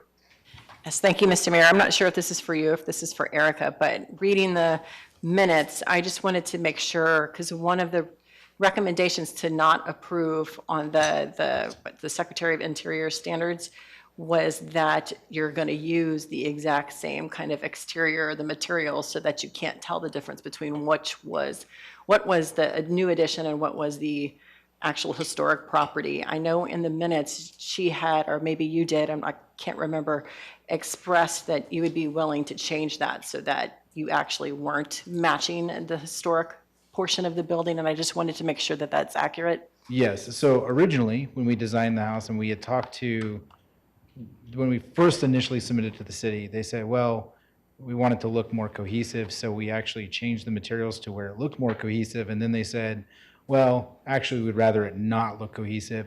So we did, in fact, change the exterior of the house. So the existing house is a kind of a green sand finish stucco from the 40s, I guess, maybe earlier. And that will be preserved. That will be repaired if needed. And the rest of the house will have a, there will be stucco on the rest of the addition, but it will, most of the house will be a siding, so there will be a clear distinction between the two. Sounds good. Any other comments or questions for Mr. Lineberger? Nope. Okay. Sounds good. Thank you so much. Jeff Ryan, I'm assuming there's probably no follow-up comments since there were no comments in the beginning. Okay. Sounds good. Council members, any comments or discussion? Councilmember Adams? I'd like to make a motion to approve. Sounds. So actually, let me do this really quickly. I need to. Oh, no, you're good, you're good. What I'm going to do, I'll just quickly, I'll just read this to make sure the public understands exactly what we're doing here. So, once again, just want to restate, this item is an appeal of the HPC's decision to deny the applicant's request for a certificate of appropriateness for a two-story addition to the Pramer residence, aka McGinnis House, which is located at 913 South Maple Avenue and designated as a Tempe historic property.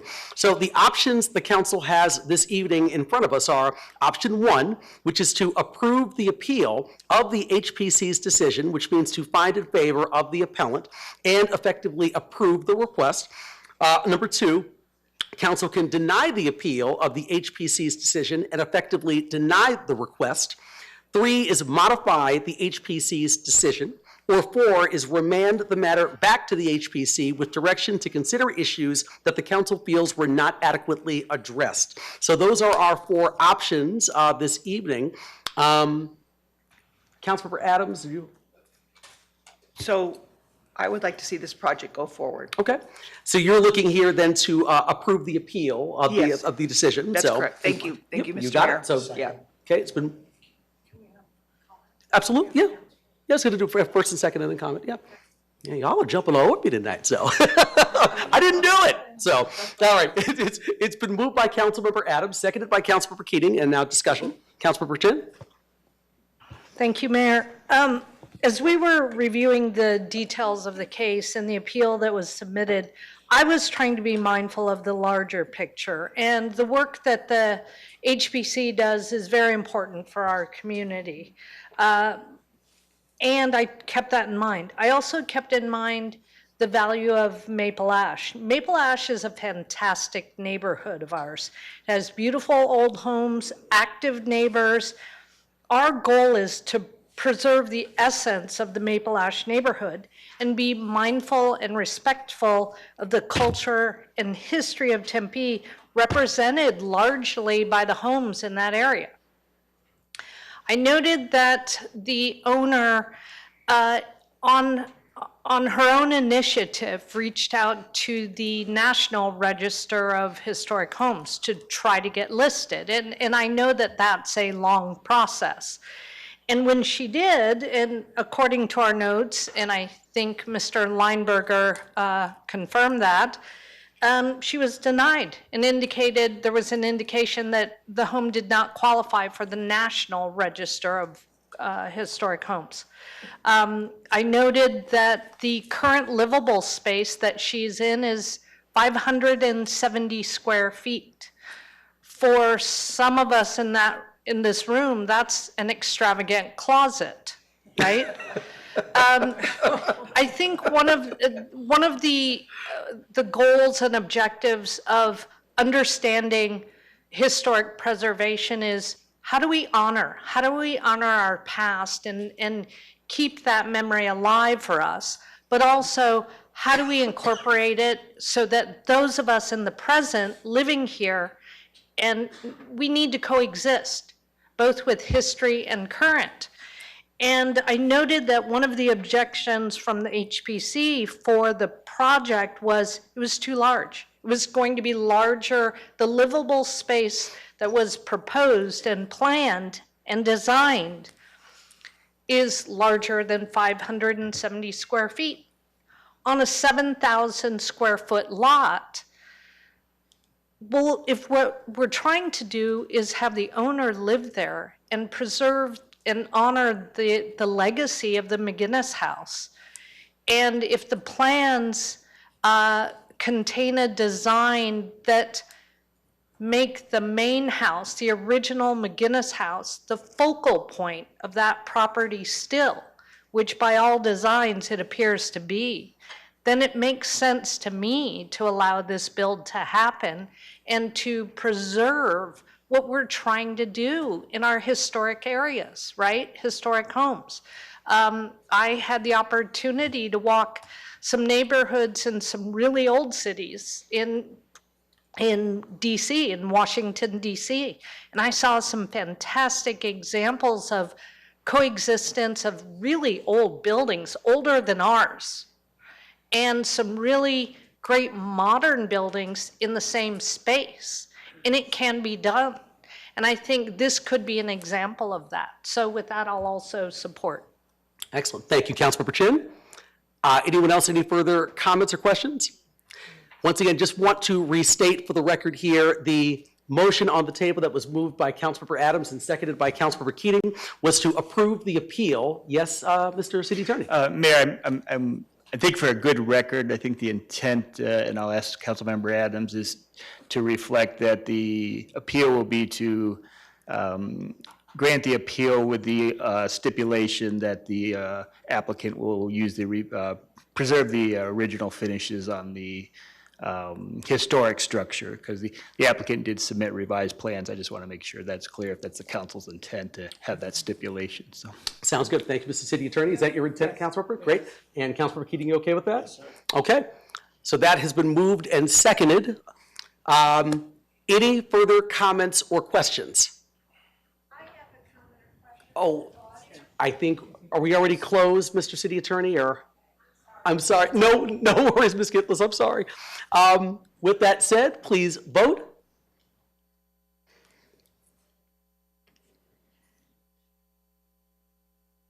Yes. And that motion passes 7-0. All right.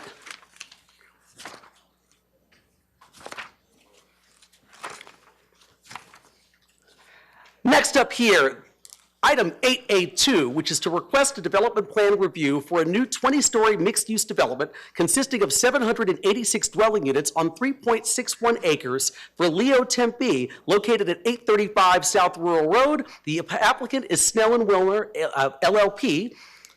Let's see. Mr. Wood, please come forward.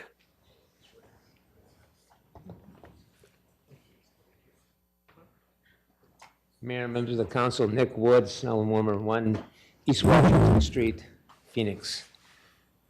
I was here on this case back in December, and we asked you if you would kindly approve the zoning case. The reason, of course, is we were under contract to acquire several parcels, and one of the sellers wanted at least the zoning in place before the end of the year. So you very kindly considered that. And then you asked me point blank, now, since you're going to bring the DPR later, are you going to bring the DPR years from now? And when you do bring the DPR, is what we see going to be different than what you're showing us tonight? And I gave you my word, as I've done many times, that we'll file it shortly after the first of the year. We'll come see you in 6 months. And no, there won't be many changes, certainly no material changes to the plan. So again, it's the southeast corner of the intersection of University and Rural. You all are very familiar with the shopping center. The general plan allows over 65 dwelling units per acre, and you approved it as an MU4 PAD. On the left is the site plan that I showed you, and there are 3 changes to it. One change is with respect to the rooftop of the amenity deck. We committed to provide 20% of the top of the garage to solar. So on the left side, you can see there's no solar. On the right side, you can see that we've added the location for the solar panels. The second change that we made is the area on the left side between the 2 buildings. We had an area there cut out for loading, unloading, picking up of garbage, things like deliveries when students move in or move out, etc. We've decided to cover that and put it all in the interior. So basically now garbage pickup is in the interior, students pick up and drop off their furniture is in the interior, which I think makes for a much better project. As you can see on the right-hand slide, it's now covered. The third change we did, it was just some landscaping, the location of trees along University. As you can see, they're a little bit more staggered, but we've actually made it much better from the standpoint of shade. We are still, of course, providing and building out a signalized intersection right there in the northeast corner where the curb cut is on the University. As we know today, people just jaywalk, and it's like Frogger, and it's very dangerous.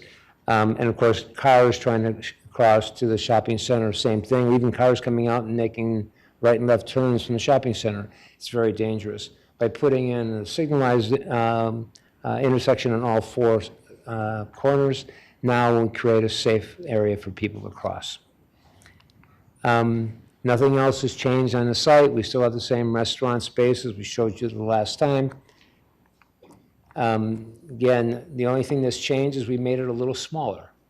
Originally, we had, in dwelling units, we had 950 dwelling units. Now we're reducing that to 786. Bedroom count, we're reducing that a little bit from 2,391 beds to 2,300. And then we're changing the mix of studios, 1 bedrooms, 2 bedrooms, 3 bedrooms, and 4 bedrooms. But again, the total is 2,300 beds. Building heights haven't changed. Lot coverage actually is a little less, a little smaller coverage. Parking, of course, since we're reducing the number of beds, we're reducing the parking from 767 to 921. The parking ratio is still the same at 0.35. Which is what the current standard is now for student housing, and we still have our 14,000 square feet of retail space. Architecture is exactly the same thing that I showed you the last time. Very, very nice finishes, and of course the ground level is spectacular, especially on this corner. Here's another shot of it. This is along the rural side. This is, of course, along University, very wide area for pedestrians with even an island in the sidewalk itself. You can see the columns are the same, the balcony on top, the hanging landscape, all the finishes on the ceiling. But the important thing is all of the outdoor dining is all under cover. Here's a shot, again, same thing along Rural that I showed you the last time. And of course, here's the corner. We're going to put the bus stop in. We'll go ahead and put some multimodal devices here, everything from bikes to scooters and other things. But again, this corner has a sense of arrival attached to it, and it's really, pretty special. Just another shot along Rural. So you can see inside, we can see where the restaurants and things are. As we mentioned, we've adopted elements of your International Green Construction Code. I laid those out the last time. They haven't changed.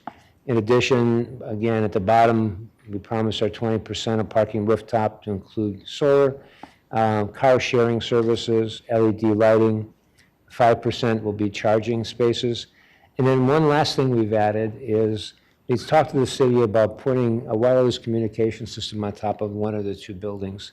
It'll help for fire, police, and again, city communications. That's for free. We're providing that for the city free of charge. So with that, not much has changed, but this is the DPR, so we would respectfully request your approval tonight. Thank you. Sounds good. Thank you very much. Anyone have any questions for Mr. Wood? All right. Thank you very much. Appreciate it. Any comments or questions? City staff, do you have anything that you'd like to add this evening, or council, any questions for staff? Okay, sounds good. And just to note, this is not a public hearing item, actually, so that kind of concludes the presentation. So council, any comments or discussion, or is there a motion? I would like to motion to approve it. And can I just discuss a few Please, reasons why? First of all, I love all the trees that you've added. The green bushes up on top, that looks really nice. I appreciate you guys following the green building code and adding solar to the project. I think it's a beautiful project, and I like it that you have the overhang, and so people will have shade. And I think it's a perfect location for this kind of project, and I will be supporting this, and I make a motion to approve. Thank you. It's been moved by Councilmember Chin, but actually, Councilmember Adams, excuse me. Yes. I was thinking, because Councilmember Chin just provided a second. That's why I was thinking of her, so I apologize. But I know you also have some comments as well. Yeah, thank you, Mayor. I have to tell you, it's a personal aside. I look at that picture and I look at that map, and a big part of my childhood is in that map because my parents' restaurant is that spot that I think it's going to be by the pool now. So they would be happy with it. Thank you. Okay. Okay, sounds good. So it's been, just really quickly, it's been moved by Councilmember Adams, seconded by Councilmember Chin. I know Councilmember Hodge also has comments as well. Okay, thank you so much. I'm like you, when I went to college, I spent time, many nights at Gus's Pizza. And Gus's Pizza is right there. So I did say I love it. I think it's great. I appreciate the fact that you put the crosswalks in for the kids, for our students. And the only thing I told you is, hey, keep working on Gus, because I do want to keep Gus's Pizza there, because even though I don't study at 3 o'clock in the morning, I might still want to be out one time at 3 o'clock in the morning and get some Gus's Pizza. Oh, sounds good. Next up, Vice Mayor Garland. I just want to thank you, Nick. You were true to your word. You came back with not changes, crazy, anything. So thank you so much. We appreciate that. I just want to say I'm still really, really interested in what the archaeological site is going to look like on this property. I noticed, and I'm not sure if it's on this property or the one that's next to it, the buildings are already taken down and they're just ground there, just dirt. And I could see the mound where when were doing the 8th Street archaeological dig, they said that the structure that they found there, the columns on the bottom were really, really large. And they said that the structure there was probably the same size or bigger than Casa Grande ruins. And that mound that we saw, they believe is the top of that. When it fell, it was pushed over for the railroad. So it's going to be really fascinating to see what you were able to find there. And and get back to the communities that were the original people here. So I'm really looking forward to that. So thank you. Thank you. Councilmember Amberg? Yes, thank you, Mr. Mayor. I was just looking through my phone because I too want to thank Nick for being willing to put that four-way stop there, especially since the Canes is there. But whenever this came about, I took a screenshot, and it was a social media post, and I sent it to the mayor, and basically it was some ASU students lamenting the fact that 1 o'clock in the morning, they were no longer going to be able to stumble across the street from Devil's Advocate to go to Canes and get chicken. So as a mother of now going to be 3 college students starting this fall, thank goodness one actually graduated, so otherwise it would be 4. I thank you. Thank you. Yes, Councilmember Adams? Yes, I just have to concur with Councilmember Amberg and Councilmember Hodge about thank you for the lights. That's really important, especially at this location. So safety is very important to me, so thank you. Thank you. Councilmember Keating? Yes, I agree with Councilmember Amberg with regards to the accessibility to Raising Cane's. His favorite place. I knew that was coming. All right, any other comments or discussion? Well, my grad school hangout was the IHOP where the Graduate Hotel is, but with that said, let's vote. And that item passes 7-0.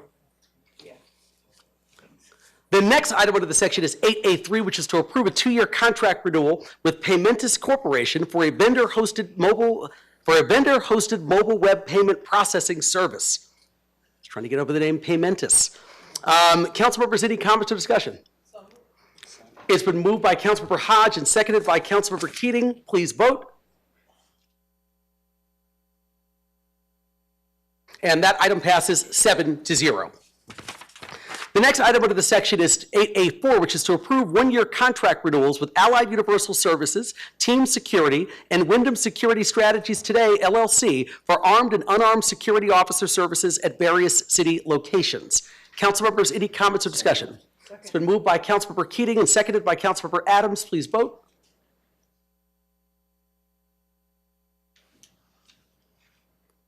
And that item passes 7-0. The next item under the section is 8A5, which is to adopt a resolution authorizing a maximum dollar amount for an individual job order of up to $3,400,000 for the purpose of procuring construction services for the biofilter rehabilitation project number 322-30193. Council members, any comments or discussion? It's been moved by Councilmember Hodge and seconded by Councilmember Amberg. Please vote. And that item passes 7-0.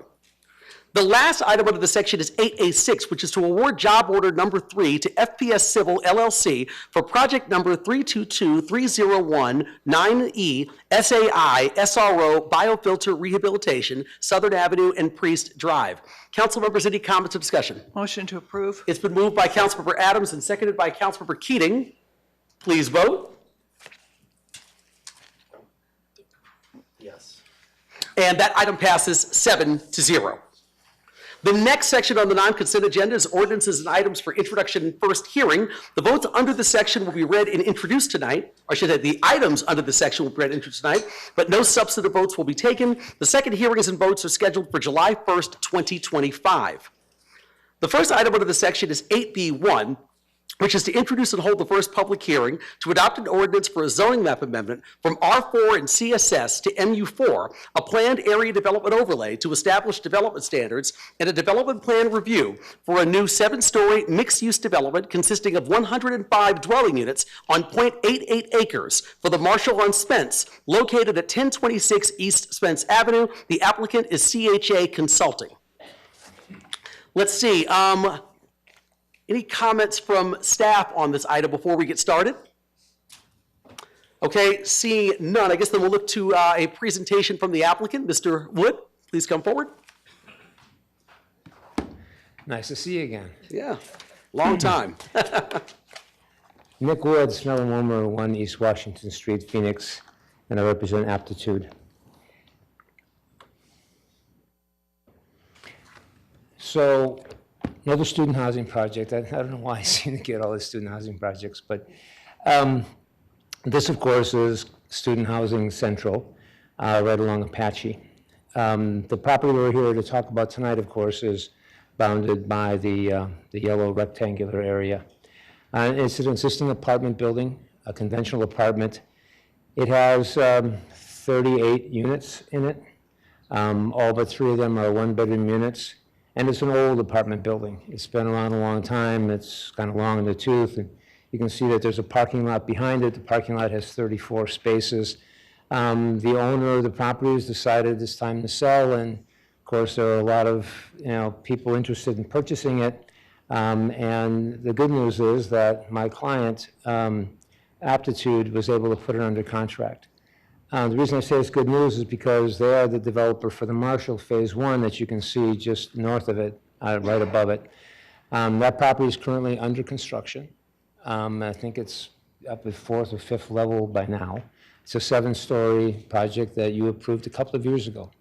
Actually, it was, about 2 years ago, a little bit longer than that. So you have common ownership, you have common management, you have all of the good things that you want to see with the same owner. We were with the Vale. You can see if you go away left on the screen, right along Rural and fronting on Apache and also on Spence. We did that for Gilbane. That one will probably start construction hopefully in the next year where they'll tear the Moxie down. Fairly large project. That one's actually 8 stories, stepping down to 6, stepping down to 4 stories along Spence. The CVS will not be touched, and that has about 865 bedrooms in it. And then about, it seems like 8 years ago or more, we did the district. The district was like the first really vertical student housing project that was in this area. Nobody knew how to park it. So the developer, we sat there and said, well, you got 900 beds, as well as a lazy river, which I think is kind of stupid. But 900 beds and then 900 parking spaces. So you've got this huge structure that's mostly empty most of the time. And that, of course, we have 7 stories along Apache and stepping down to 5 and stepping down to 4. Across the street, the 922 place was an old condo project that didn't make it through the Great Recession, so they made it into student housing itself. Now, we did not work on that one, but we did the Carmen. Carmen's 15 stories, and then right next to that is Rambler. We did not do that, but that's 15 stories, and then Apollo is 6 stories. So, basically, this is going to be an extension of the Marshall itself, the first Marshall. This is the one that's under construction today. This is the one that you approved a couple of years ago. As you can see, one of the things I like about Aptitude is they do great work. The development has nice finishes, great architecture, even at the ground level with the streetscape, lots of movement, etc. And this, at the time, was the smallest student housing project that I think we have from the ground up, built up in Tempe. This one is even a lot smaller, as you could tell by this screen. It's a very small, narrow lot behind what was then the smallest. Now this is the smallest. You went through a general plan amendment process, which took a lot of time and a lot of work, and the general plan amendment made some changes here. When we did the first phase, the one that I showed you is under construction right now, we actually had to do a general plan amendment because the general plan here said it must be 65 or less. So in order to build the first phase, we actually had to do a general plan amendment. Well, during the general plan amendment process, of course, it was changed from Spence all the way north to Apache to over 65 dwelling units. So the idea, of course, was that this is where you'll have density, where you'll have, and corresponding height that, of course, would go along with that. The zoning, as you can see above us, we did an MU4 PAD a couple of years ago, and now we're changing the CSS R4 to MU4. As I mentioned, it's the smallest one we've ever done. It's a little less than an acre. There's only 105 dwelling units, only 271 bedrooms, a nice mix of bedrooms, 21 studios, 10 ones, 17 twos, 27 threes, 25 fours, and just a handful of fives. Building height, 7 stories, stepping down to 5, stepping down to 4. Not too dissimilar to the step downs we have, of course, on the Vale and the step downs that we have at the district, although those are much larger projects. Lot coverage, 76%.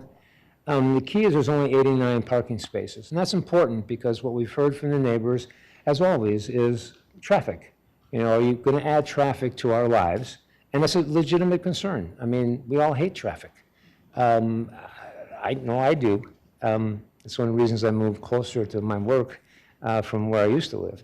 But there's only 89 spaces, and we'll talk about that in a minute. So the parking ratio is 0.31. We have 0.31 on the one to the north that's under construction, and the one we just showed you just before is 0.35. So that's kind of the new medium for this type of development. Setbacks. This one's a little bit different than the other two that front on Spence. This has a 20-foot setback from the property line, whereas, you know, when you look at the Vale and the district, those are both 10 and a half feet from the property line. But this one is 20. In addition, it's such a wide right-of-way there that we're actually 34 feet to the base of the building from the back of curb. So we have step backs, right? We have up to fourth floor, we step back 5.5 feet, and then from the 5th to 6th floor, we step back another 4.5 feet.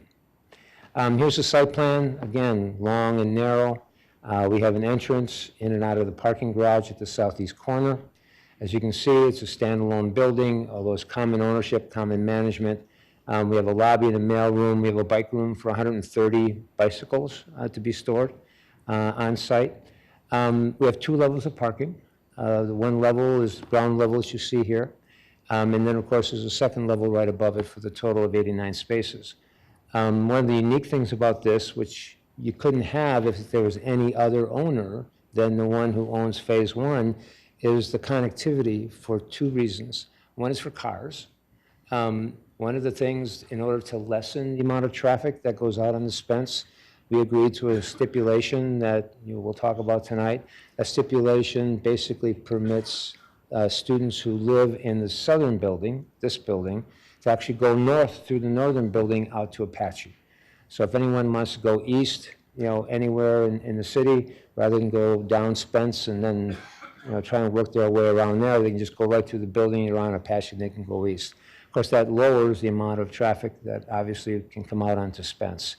But no one in the northern building can come south, other than in extreme circumstances where it's emergency or something else, they can't. So again, we're trying to limit as much as we can the amount of traffic that goes to Spence.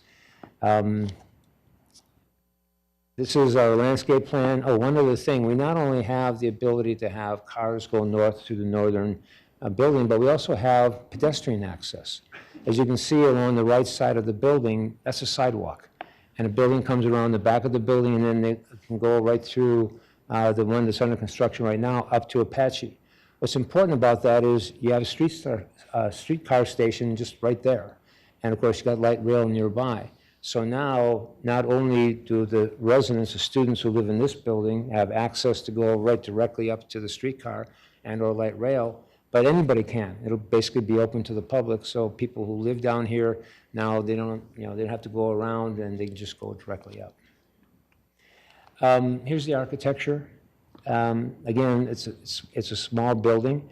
We have the 4-story element, and then of course we have the 5th story, and then the 6th and the 7th. We spent some time with CVAC and of course Matt Salinger, who's a very gifted architect, and he gave us some ideas and some recommendations regarding the colors and materials. So for example, the blue that you see on top, it's a corrugated metal rather than some kind of other material, and the color was a good idea.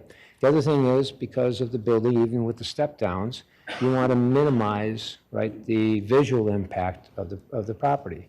So these colors and articulation and other things does that as well as the setback. You can see the setback a little bit better here. Like I said, it's 34 feet from the back of the curb. to the bottom of the building, and it's 20 feet from the property line to the bottom of the building. You can see where the entrance is. You can see how we've tried to, again, soften the building with the different colors, the different articulation, even adding, because this is a southern exposure, we actually have fins, shade fins around the windows in order to cut down on the potential for heat affecting the residents. And of course, you can see the trees that are there today. This is an example, again, you saw the materials on phase one when I showed you that. This is a better shot of an area for residents, right? Really nice, shaded landscape, but look at the materials. They're really, top notch and a great design. This is more of a realistic shot at ground level, at grade level. And again, you can see the materials, you can see the building, you can see everything at grade level and above. So they did a really nice job with respect to this design, and it's gone through some significant changes. We're going to add some green construction code elements regarding sustainability, reduction of light pollution, water use efficiency, irrigation, Energy Star, indoor environmental quality, low VOC materials, etc. And we're working on a percentage of parking spaces for EV. I think we're going to end up at 5, but they're looking at their electric grid to make sure that they cover it. But I'm expecting it to be about 5%. And as you know, I drive a Tesla, so to me that's important. The stipulation, again, we have a stipulation that basically says those who live in the southern building have the ability to run and drive through the northern building out to Apache. Again, the purpose is to reduce traffic out onto Spence. The only change we added to the stipulation was that northern residents can come south through the southern building to Spence only during exigent circumstances or emergency circumstances. So if there's some emergency where they shut down, because one of the issues that we have, of course, with Apache is it's right in, right out, because you have streetcar right there. So you can't make left turns onto Apache. So if something happens, if there's a fire, then they can open it up, but only under emergency circumstances can they do that. So with that, I'd be happy to answer any questions that you might have. Thank you, Mr. Wood. Appreciate it. Anyone from council have any comments or questions? I know we still have a public hearing portion, but Councilmember Adams? Yes, thank you. I really appreciate you using the green code and promoting the sustainable practices that you have with this project. That's near and dear to me, and also as a member of the Valley Metro Board of Directors, there's every transportation form there, and so I'm so glad that you've cut back on the parking. That's a big deal. We don't want a bunch of cars down there. It's not necessary.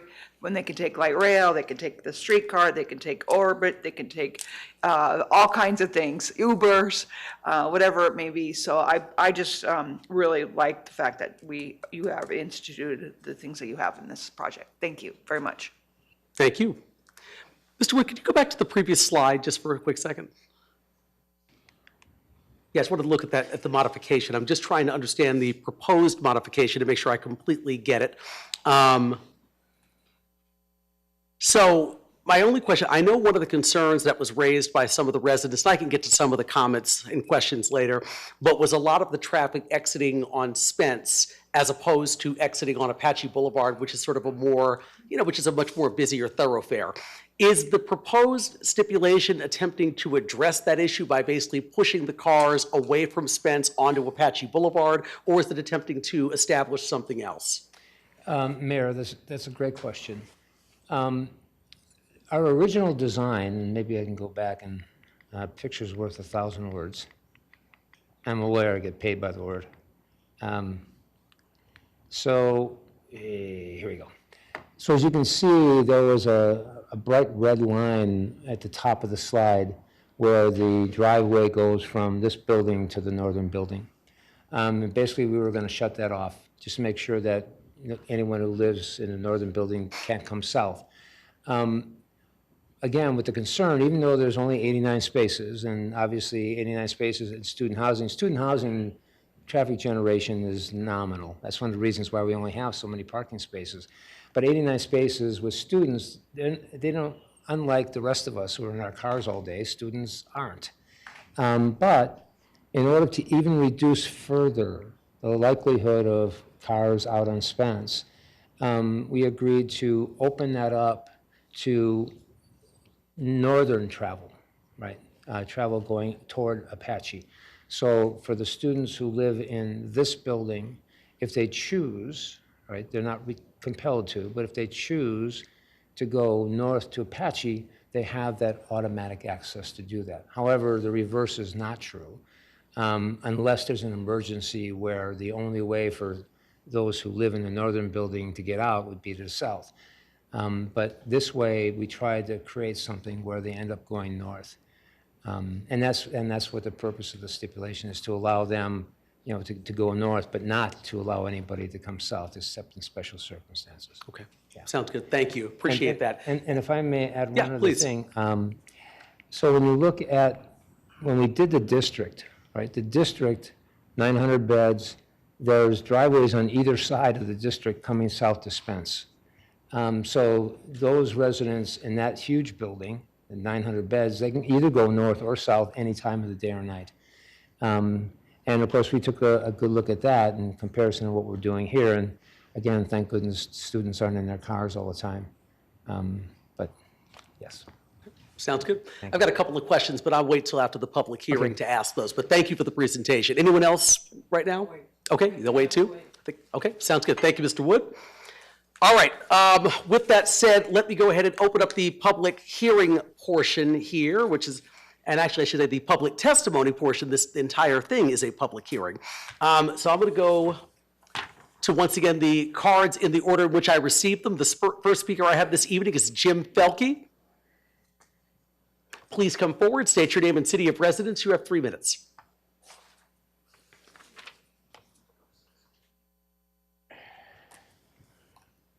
Good evening, Mayor and council members and fellow patriots. I'm here in speaking against the project. I've been a resident of Tempe since 1977. In 1982, I moved into that area, and I was a renter from 82 to 91, going to graduate school. I'm also a graduate of ASU and a retired 6th grade public school teacher. In science, you know, there's a saying, you know, we used to take a glass of water and fill it up to the brim and then put pennies in it, see how many pennies we could get till it overflowed. Well, that's kind of the situation that we're in right now. Spence is when they, you know, Apache Boulevard used to be the highway that went through the valley, and they've congested that quite a bit now with two forms of light rail and buildings of ASU and so forth. And a lot of the traffic has moved over to Spence. I'm a bicyclist. I ride bicycle all the time, and I go over to the Extreme Bean coffee shop. And there's only one way for me to get there, and that's down Spence, one safe way. And that's down Spence to Rural, down Rural, over to Vista del Cerro to Cedar, and Cedar all the way to Southern, and then Southern down to the coffee shop. Okay, any other way is pretty dangerous. Spence over the years has gotten quite congested, especially with the way Apache Boulevard has gone. And I think that by adding 200 and some more units or 200 and some more families in there, it's going to be even more congested and even more dangerous for me and for other students and anybody that rides a bicycle down that street or even walks on that street. It's not very wide. And as a cartography student, you know, where we used to draw maps, maps really don't tell the truth. That map really made that area look small and inconsequential, but it isn't. It's pretty large. You know, it's a large area, but that little area that they're talking about, they're trying to cram 200 and some apartments in there. Is that what it is? 8 stories? It doesn't fit the landscape either. And that's all I got to say. I know that there's 48 people that are going to be kind of put out. I don't know if the city is going to compensate them, but I'm sure that there are lower income people that are living in that housing right now. I don't know, did the city ever consider that? Are they going to compensate those people? Because, you know, like after you rent for a while, your rent kind of stays pretty much the same or it doesn't move up. Thank you. That's time. Thank you. And that's it. You got it. Thank you so much. The next speaker I have this evening is Christian Curry. Please come forward, state your name and city of residence. You have 3 minutes. Good evening, Mayor Woods. Good evening, Vice Mayor Garland and council members. For the record, Christian Curry. I'm a resident of Tempe Microestates, here today in opposition to the proposed project. The developer really is standing before you today requesting a zoning amendment for a project that really just doesn't fit the property on which they wish to build. In order to maximize the space, they are reducing the amount of parking spaces to a bare minimum. A 3.1 parking ratio is an absolute joke. This kind of reckless behavior places a lifetime burden on my neighbors and myself. The developer's main argument has been that these future residents will be students and that they won't have vehicles. However, I want to point out that we have now heard on several occasions, both at the DRC hearing as well as in 2023 when they were approving Marshall on Apache, that the developer's representative has touted that the district, which is down the street, was approved on a 1-to-1 ratio and has an abundance of parking. In fact, they have so much parking to the point where they are leasing spots to the surrounding developments on Apache. This should raise some serious concerns. The neighboring sites were approved at a ratio from anywhere from 0.5 to 0.75, and those sites are leasing spots from a 1-to-1 ratio. And here we are tonight requesting for the most extreme ratio in the entire corridor of only 0.31. A 1-to-1 ratio might be an extreme on one side, but I also know that 0.31 ratio is an absolute extreme on the other side. This kind of project has the potential to have a lifespan of over 40 years. The current place there was built in the 1970s. We're only given one opportunity to make things right for the entire neighborhood, but also the future of Tempe. Years down the road, because parking is almost non-existent in this project, this project could never be converted over to any type of housing for the working class American like you and I, just simply because there isn't any parking at all that would be available for all of those residents. And we really don't need to look very far to see examples of that. I mean, you look at the Roosevelt Row right now. It's a vibrant place down in Phoenix. Developers had their way there, built multiple projects that were at a much lower ratio. Drive down there right now and you'll see cars piled into neighborhoods all around there, really ruining the lives of those folks that purchased those homes and didn't, purchase them knowing that there'd be vehicles parked all up and down those streets. This being the first project on Spence Boulevard to be proposed at such a low ratio really is the first domino to fall and could create precedent for future significantly future developments. I'm not saying the development is bad and it can't be done down the road, but this project is how it's being currently proposed is completely favoring the developer whose sole goal is to maximize the bottom line, while my neighbors like myself and those that are here tonight are left with long-term consequences, not just for decades to come, but for a lifetime. The developer is asking for a change in zoning and the onus should be on them to prove that this project will benefit the neighborhood.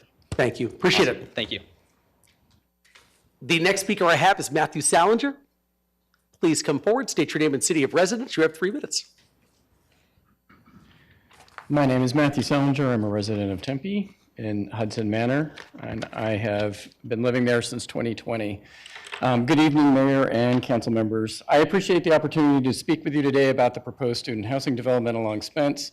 While growth is important and I am pro-development in general, this project is deeply inappropriate for its location. First, the scale of the development is out of place. Every building along this stretch of Spence Avenue is 4 stories or fewer. And the buildings that are further to the west, they are 4 stories quite a ways back before they start gaining up to 7 stories. This one does not do that. This would be a 7-story complex that would tower over a neighborhood of single-family homes and small 2-story apartments mostly, and setting a horrible precedent for the kind of density that we would have on such a tiny road. It's simply incompatible with the existing character of the area. Second, traffic congestion on Spence is already a problem, as you just heard, and this development will make it worse. The developer initially suggested that cars would not exit onto the south end, yet the legal description tells a different story. With more than 200 bedrooms in this complex, we are looking at a dramatic increase in vehicles pouring into an already overburdened roadway. It gets backed up at Rural in the morning, partially because ASU maintenance people will take their carts out there, and then you can't get out and go right. You have to wait until the light changes, which is quite a long way. So it already backs up about 200 feet in the mornings, and this would just make it worse because there's going to be more traffic there. Finally, responsible development should reflect and respect the communities that it joins, the communities that they're building in, not ignore the communities. I created a rubric for evaluating developments in Tempe that city planners have praised, yet if every development is going to ignore the community it sits in, this will not be a great place to live in the future. The building, as Mr. Wood said, I made some suggestions that they tried to implement, but the 4-story building, we wanted 100 feet before it changed in height. And you can see it really got all compressed. There's no way that's going to feel like a 4-story building on the street. It's a 7-story building. It's all right up against the street. And it is going to feel completely out of place. So I urge the council to reconsider this proposal. Growth must be thoughtful, balanced, and in harmony with the community that it impacts. And I hope that we can find a more agreeable way for this particular development to go forward. Thank you. Thank you, appreciate it. The next speaker I have is Philip Amorosi. Please come forward, state your name and city of residence. You have 3 minutes. Phil Amorosi, 50-year resident of Tempe. It's my new tagline. Some of you might remember me from 2 weeks ago when I talked about this atrocious project coming down the pike, because your development department can't see the big picture. They just see the big buildings. I tried sitting down and talking to them, but they're not listening. Now we're here. I don't blame the developer for this situation. They're always going to go for the most profit. It's the city that has to have the common sense. And just because you have to realize that because you can doesn't mean you should. Show me another neighborhood. I measured the street. Show me another neighborhood with a small street like Spence that's only 26 feet wide. And they're going to get a 7-story student housing project like this. Earlier, we talked about Maple Ash. Well, Maple Ash is the same zoning as Gentilly, R4. Maple Ash has the same width streets. And they're the same distance from ASU that Gentilly is. Would a developer propose a 7-story student housing project in that neighborhood? Hell no. But it's okay in the poor Gentilly neighborhood. Why doesn't your development department see the danger in this ultra-high density development? Do you want an 85-foot high student housing project across the street from you? Because that's what you're telling the neighbors in Gentilly that they must accept. It's not the 105 apartments, it's the 271 beds. And that means more food deliveries, more Amazon deliveries, more guests, and limos that won't pull into the parking garage. They're going to clog up the street on top of the extra 89 cars. And just add that to the 5,000 car trips that they're already getting over there, and it's ridiculous. Like I said, 4 stories, 66 units would also fulfill the general plan and the MU4 zoning without this horrific congestion and the monstrosity that this creates. What kind of city are we becoming when the less fortunate neighbors have to put up with this inappropriate density and congestion, while those with money and influence sit back knowing that they'll never get a 7-story student housing apartment overlooking their backyard? Thank you. That was the only card that I had. Is there anyone else? That was the last card that I had. Is there anyone else wishing to speak on item 8B1? If so, can you please get my attention? All right, seeing that, I will close the public testimony portion of the public hearing. Let's see here. Council members, any further comments? I guess, Mr. Wood, I probably have another question for you as well.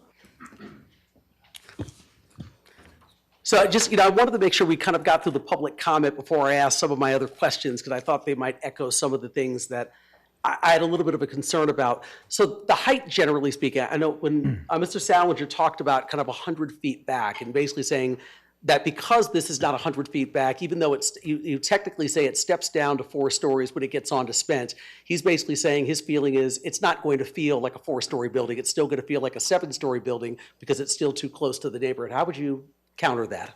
Sure, Mayor, if I could have my presentation back up, thank you.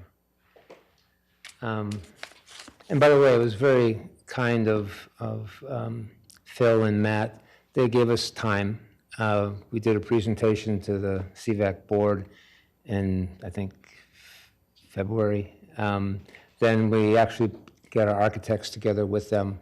And again, they had some very, helpful comments. And then we spoke again a third time. And I'm sure we'll meet with them again before we come before you for action. But the issue of height is, because there's 2 issues, and I mentioned in my presentation, building height and traffic. And these are things that we deal with all the time. With respect to the height, and looking at the buildings that I pointed out when we started, you look at Vale. Right now, Vale is on Spence, but it's also on Apache. And Vale is 8 stories. And Vale has a step down that goes from 8 to 6 to 4. So it's a taller building, and it has about the same, our depth is a little less than Vale, but it's the same kind of style. Now, it's not built yet, so we can't see it, but it's something that you approved, again, last year, to be built. But it's huge. It's 865 beds. The district, of course, is 900. Now, whenever you have a large lot in a large building, you have a lot of flexibility. You can change some things around, just like the project that I showed you earlier with the DPR. I mean, we made major changes to that as we went through. So here, you look at the district, which is 7 stories, stepping down to 5, stepping down to 4. Yeah, it's deeper. On this one, we go from 7 stories down. Now, the project next to us is 3 stories. And project east of that is 3 stories. But you look at Park Place, Tempe, and Nexa, there's 5 stories. So it's not like everything here along this entire area is just 3 and 4 stories, because we start with 8 stories, going down to 7, and then continuing to 7. So one of the things we did, again, to soften the look is here. You can see it from across the street. But I think this one gives you the best indication of what it would feel like. One of the things with height, right, it's a personal thing. Everyone can look at a building and think, man, that's really too tall, or what's the big deal? It's all different. Design has a lot to do with it, and design elements have a lot to do with it. Do we have the comparison? Yeah, that.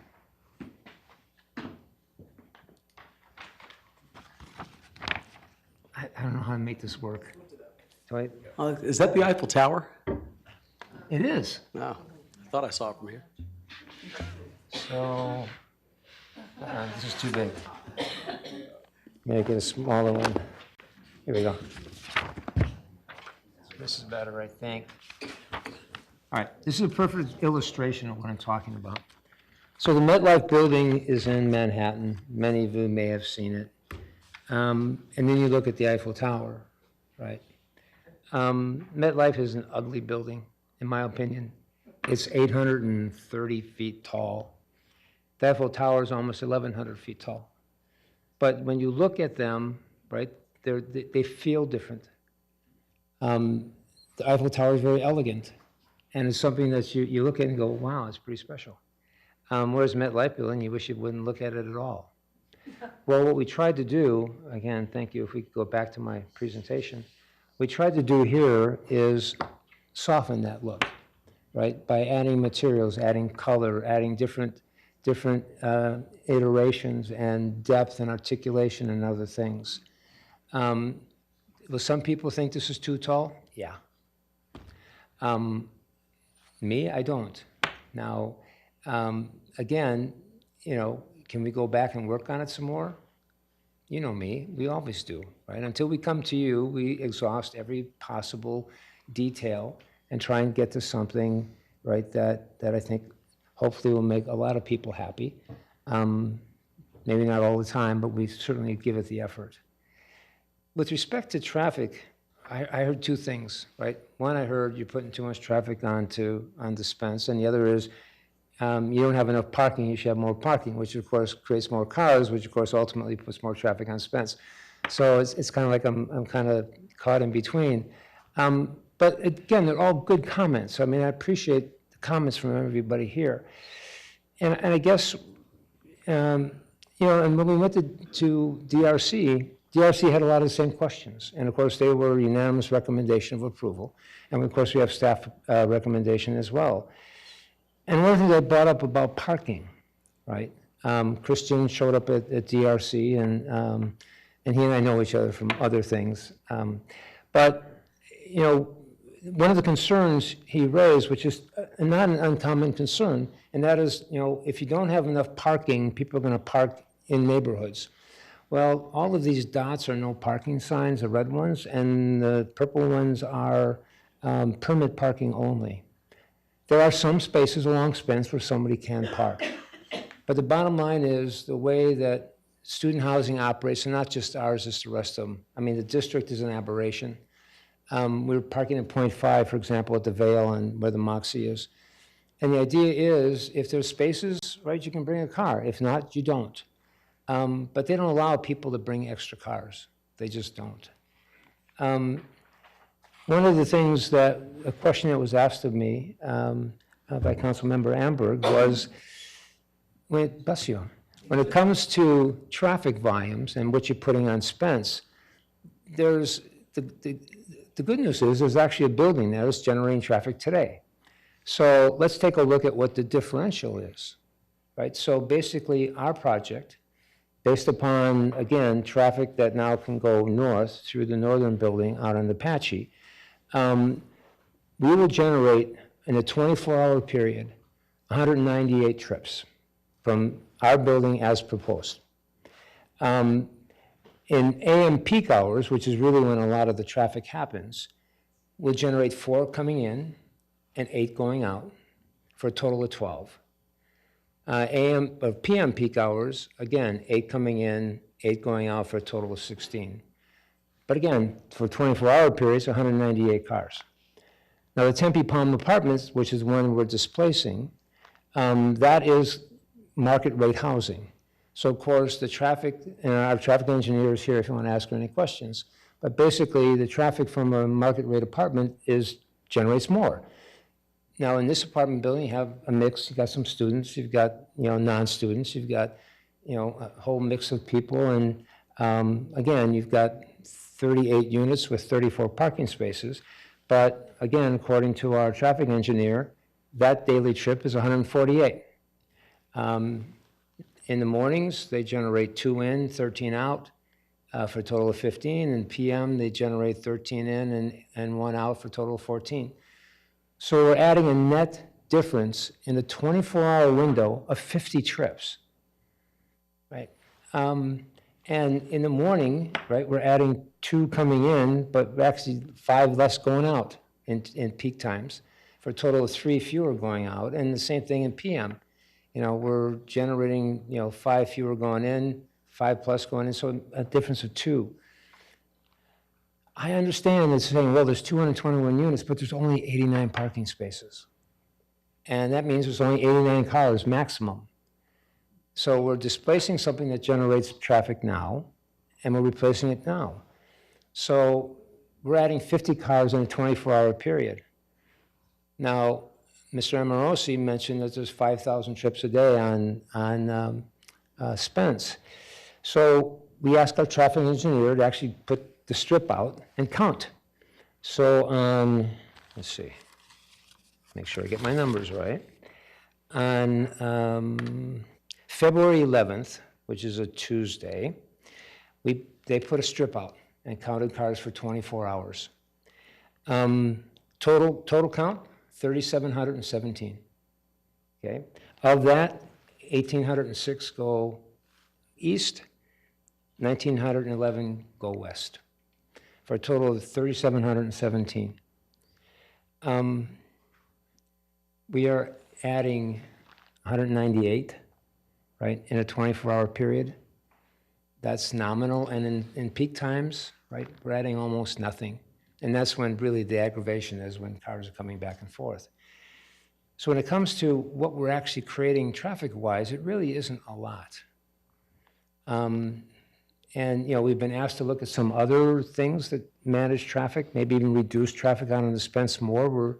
You know, we'll talk about that as well. But again, the impact, the real impact is not that significant. The other thing is, there's another reality here, and that is the person who owns this property is going to sell it. If you decide you're not going to approve this, look, you're the policymakers, you make the decision.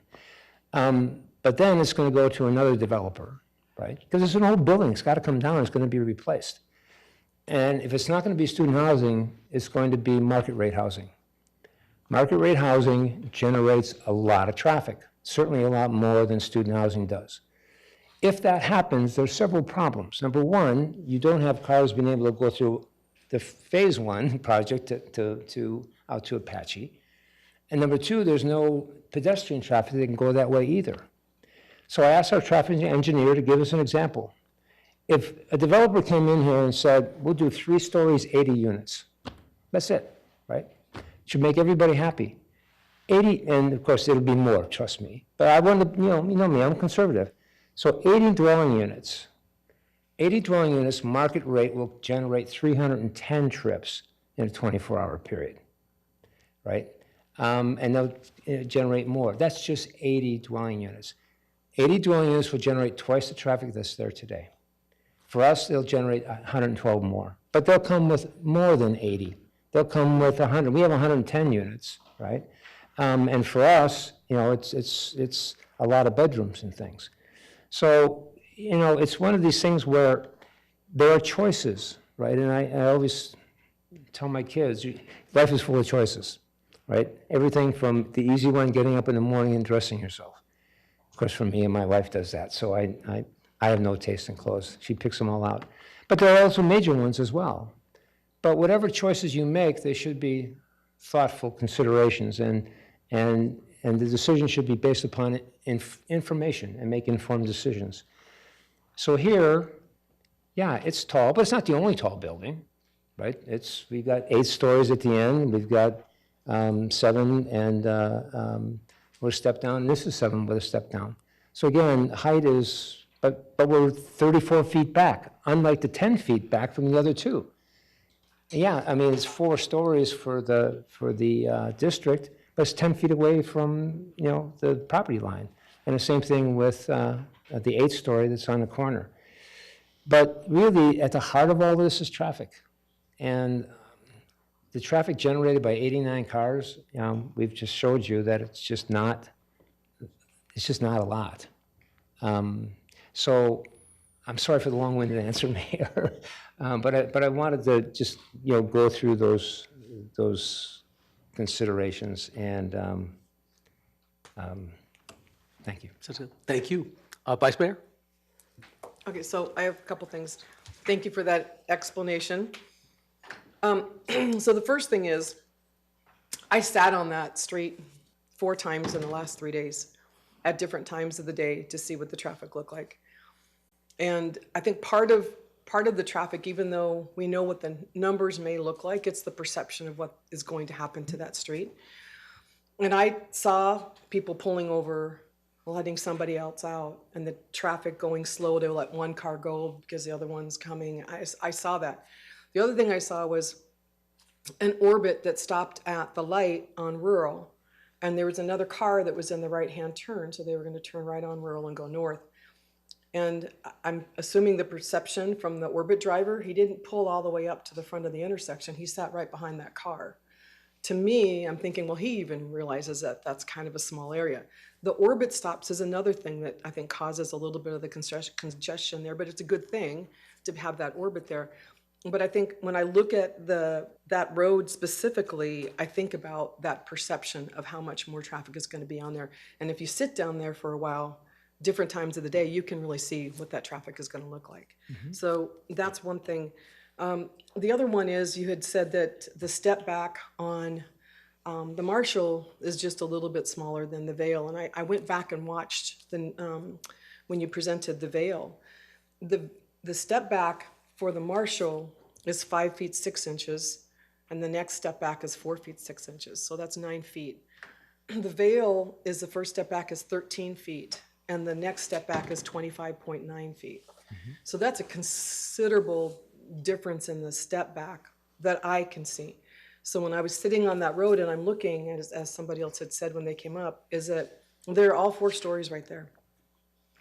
And that step back that you have, to me, it's hard to even consider that a step back because it's really not doing what the intention and the idea of it was.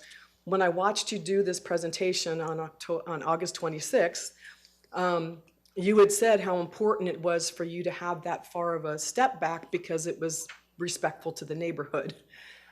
The other thing that you had said as far as the traffic goes is you had said, more importantly, over on Spence, we have no curb cuts.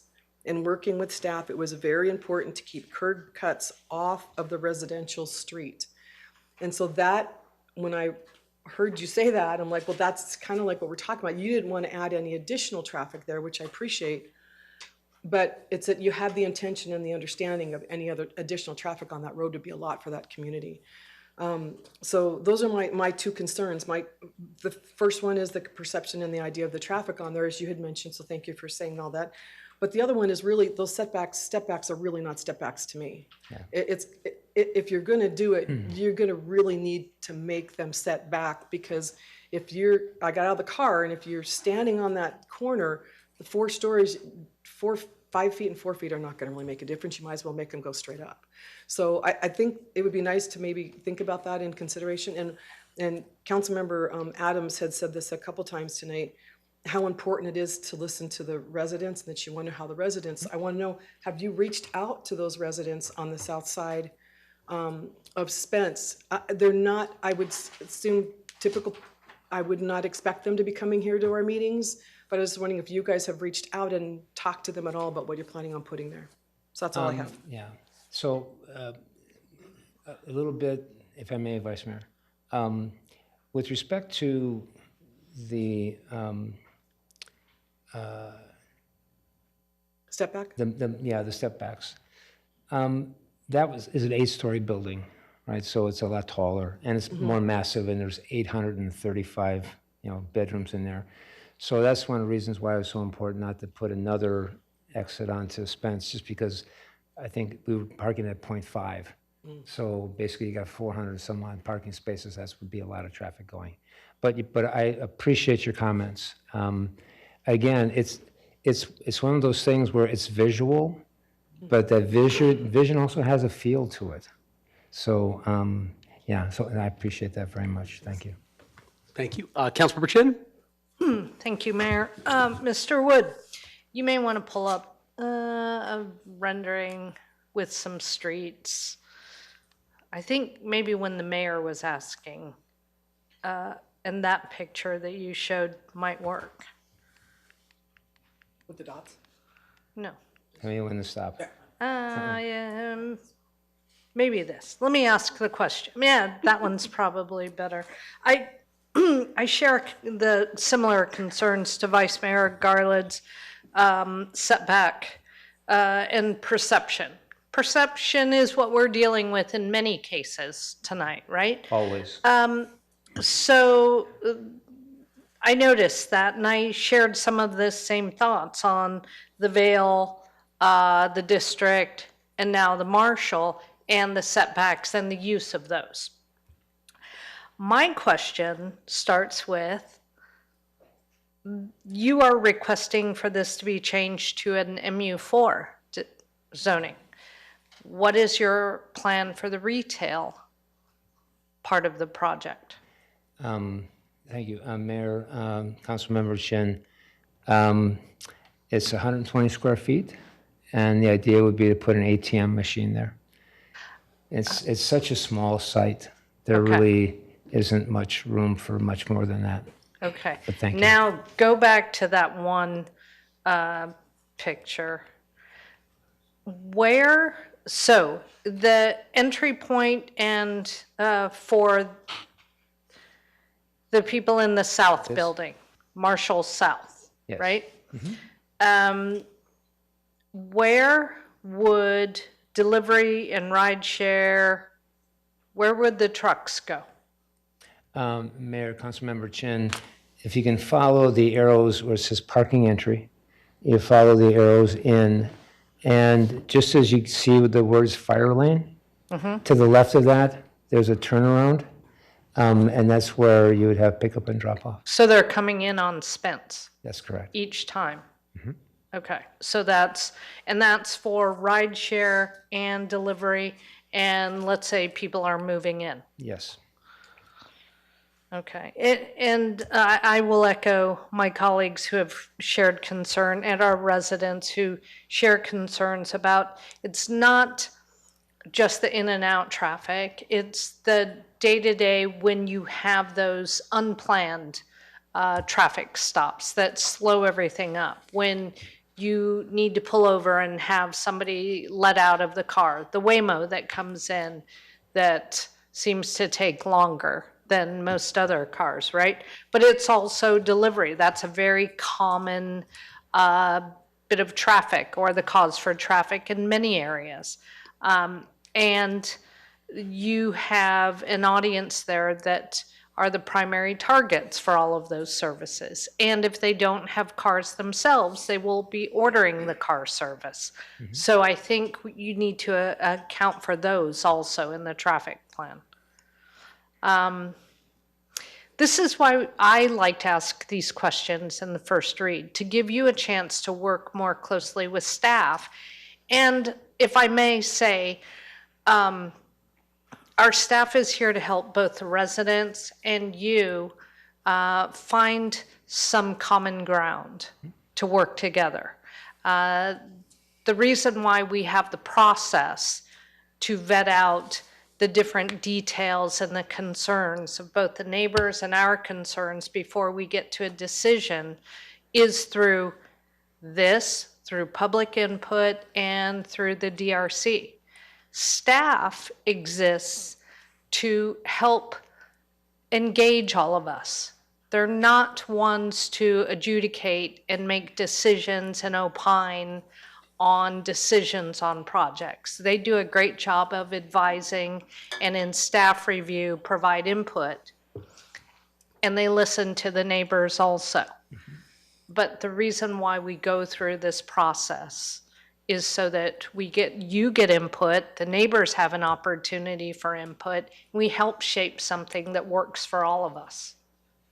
Thank you. Thank you. Councilmember Amberg? Thank you, Mr. Mayor. Nick, can you go back? I think it's number 2, slide 2. If I'm not mistaken. Yep, that's it. So I will tell you, I am a huge advocate of putting student housing on Apache. I was a huge advocate of light rail, not simply just to even redevelop Apache, but that is where I personally think that all of that should be. Having said that, this is looking at the lobby is not on Apache, it's on Spence. So that is where your theoretical front door is. And while I understand and I appreciate that you've got the fire lane in there, the number of times I've gone down Fifth Street to go home, and Waymo is blocking Fifth Street, and I have to sit there for 3 or 4 minutes waiting for a student to come out because I can't go around them. That's what's going to happen there. I mean, that's just the reality of that. But looking at Vail, looking at the district, when you look south of those on Spence, I'm not seeing houses. I'm not seeing single family houses, but whenever you look south of where the Marshall 2 is, that is whenever you start getting further east on Spence, that's whenever you're starting to get into the residential area. So it's kind of apples to oranges to me to compare this facility to what you did on the district and what you're going to be doing on the Moxie site. So I love the fact that you are letting those cars go north on to Apache. I really wish that the cars would be able to, I don't know how you would do this to come south on Apache because all of those cars are going to be going out, but whenever they come back in, they're going to be coming back in off of Spence, even if they're coming from that direction. So I'd like to see a little bit more apples to apples comparison. I don't think that you can compare this project with the district and with Vail. Thank you. Thank you. Anyone else? Any comments or questions? All right. Oh, no, you can go on. No, go. Okay, no. Okay, no, I guess I was going to say too is I know that when you and I met Mr. Wood yesterday, and I know this has been kind of a similar refrain from a lot of the council members up here. You talked about you'd previously met with Mr. Amorosi, Mr. Salinger to talk about this. I think probably 3 times, but I think you're hearing kind of that we would love for you to meet with them again, and I know you already committed to that publicly, and I appreciate that because clearly there's sort of a gap between kind of what the developer in this situation wants and what the residents here feel is appropriate when it comes to car trips and building height and step backs and things of that nature. So I appreciate you committing to having that meeting with those 2 gentlemen because there may be some kind of a common ground, as Councilmember Chin talked about, in some kind of meeting of the minds that can happen here. But currently I see the same thing. There's clearly a pretty wide gulf at this point. So I appreciate your willingness between now and July 1st to sit back down with them and see if there's something that you can possibly hammer out. Yeah, we'll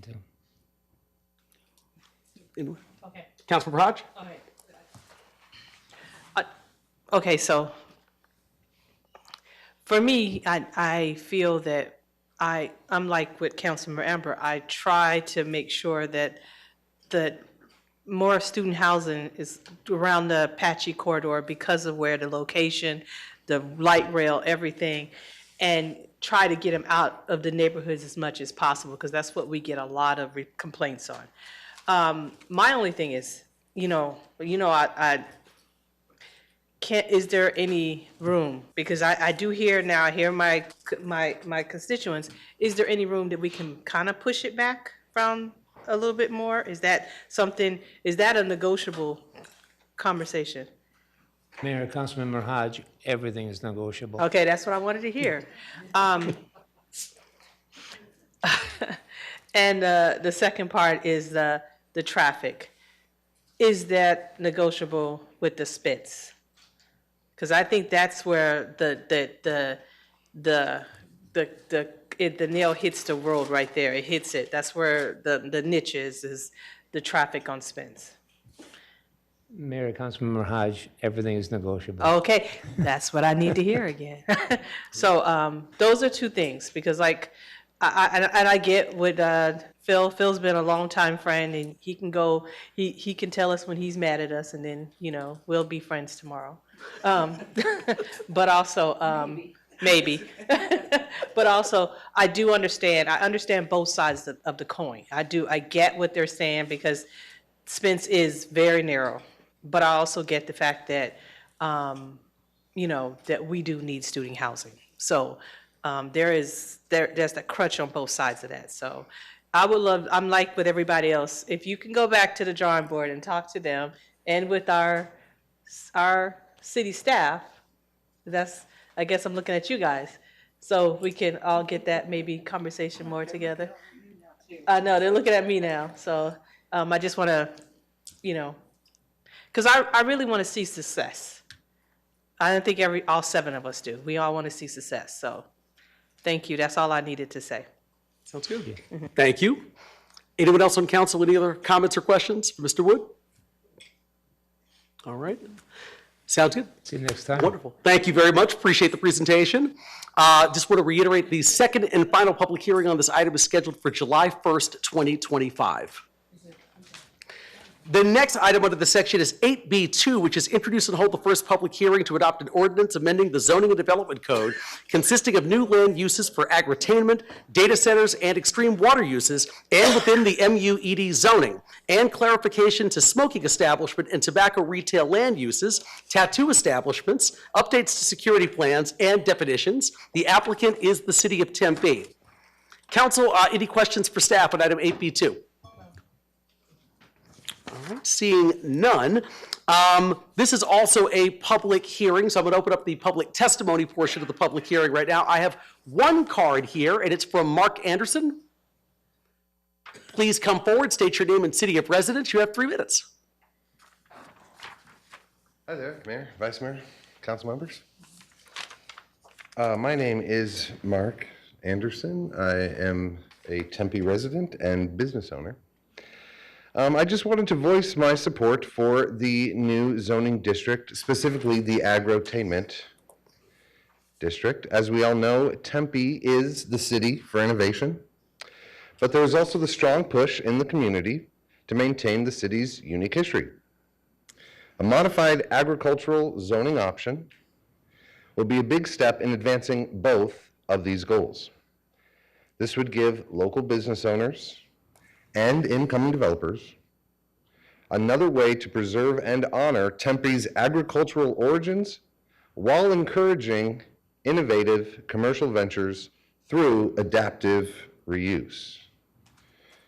We've seen other cities in the valley adopt agrotainment zoning or something very similar, and it's led to some very popular attractions, like the farm on South Mountain or Schnepp's in Queen Creek, just for a small few examples. The residents of Tempe would be better served with the added zoning, and it will help maintain our city's status as a hub for innovation. Thank you to the council for your time and consideration. Thank you, appreciate it. That was the only card I had on that item this evening. Is there anyone else wishing to address the council? If so, please get my attention. All right, seeing none, I'll close the public testimony portion of the public hearing. Council members, any comments or discussion? All right, just once again, I want to reiterate the second and final public hearing on this item is scheduled for July 1st, 2025. All right, next item under the section is 8B3, which is to introduce and hold the first public hearing to adopt an ordinance amending Chapter 33, Article 7, Tempe City Code relating to water conservation by amending sections 33-140, 33-141, and 33-142. Council members, any questions for city staff on item 8B3?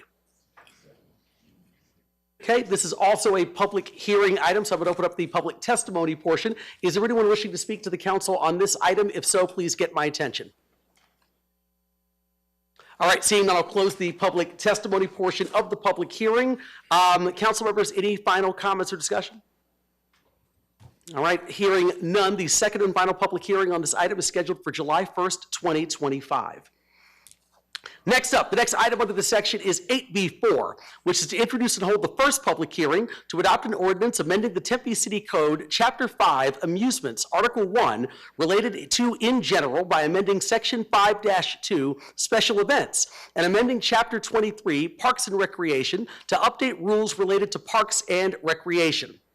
Council members, any questions for city staff before we open up the public hearing? No? Okay, sounds good. All right, then I'm going to go ahead then and open up the public testimony portion of this public hearing, and I've got a number of cards, which once again, I will read in the order in which they were received. And is there a way to pull that back down? Thank you so much. I just feel like I keep seeing the Eiffel Tower, so. All right, so the first card this evening is from Dave Wells. Please come forward, state your name and city of residence. You have 3 minutes.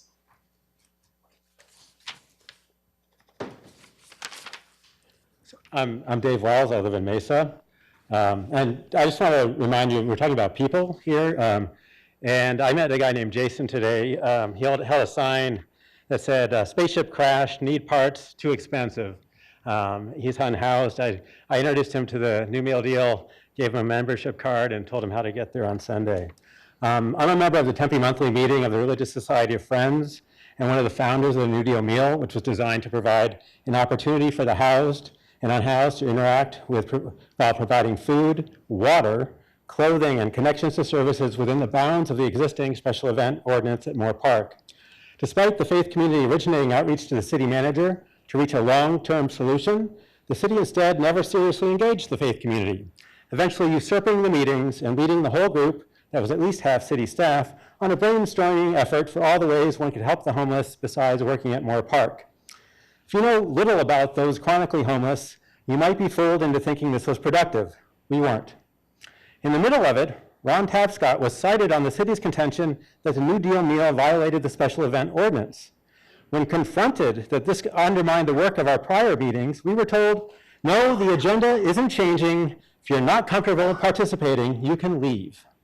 The next week, the pastor who originated the outreach to the city manager, Reverend Dr. Tom Martinez, was officially warned about violating the special event ordinance. Then the harassment stopped. Instead, the city manager decided to work behind the back of the faith community and come up with a proposed ordinance brought before you tonight. That is specifically designed to stop the New Deal meal. I have always argued that how you do something is more important than what you do, and the consistent lack of integrity demonstrated to the faith community through this entire process has been very disappointing. The city manager's office has evaded rather than engage in conversations to come up with a mutually agreeable outcome. So I call on you to table this proposed change and send it back with an inclusive group brought together. If you go forward, you'll trample over the New Deal meal and endanger the lives of the unhoused members in the middle of the scorching summer months. I'm glad to answer any questions you might have. Thank you. Thank you. Okay, sounds good. Thank you so much. The next speaker I have is Ruth Currens. Please come forward, state your name and city of residence. You have 3 minutes. I am Ruth Currens, and I am a resident of Tempe. When my husband and I moved to Tempe 19 years ago, we joined Tempe Friends Meeting of Quakers and started feeding homeless people through the I Help program that was begun by faith communities and later sponsored by Tempe Community Action Agency. For a number of years, I have organized the Quaker-provided meal once a month. I Help can feed and house only 40 homeless at a time. And as you know, there are many more.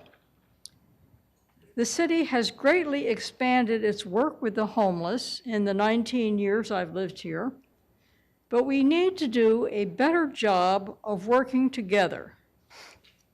I am disturbed that Tempe is suppressing the generous actions of good citizens who have offered to provide meals to 60 to 80 homeless persons on Sunday afternoons at Moore Park. From what I can see, Tempe has placed one impediment after another in the path of these good people. Moore Park is not particularly child-friendly and has been an appropriate location to offer meals to hungry people. Tempe City Council should be embracing the helpers instead of turning them aside. The change in the special events ordinance should be tabled and reconsidered in a more positive light. Thank you. Thank you. The next speaker I have this evening is John Escobar. Please come forward, state your name and city of residence. You have 3 minutes.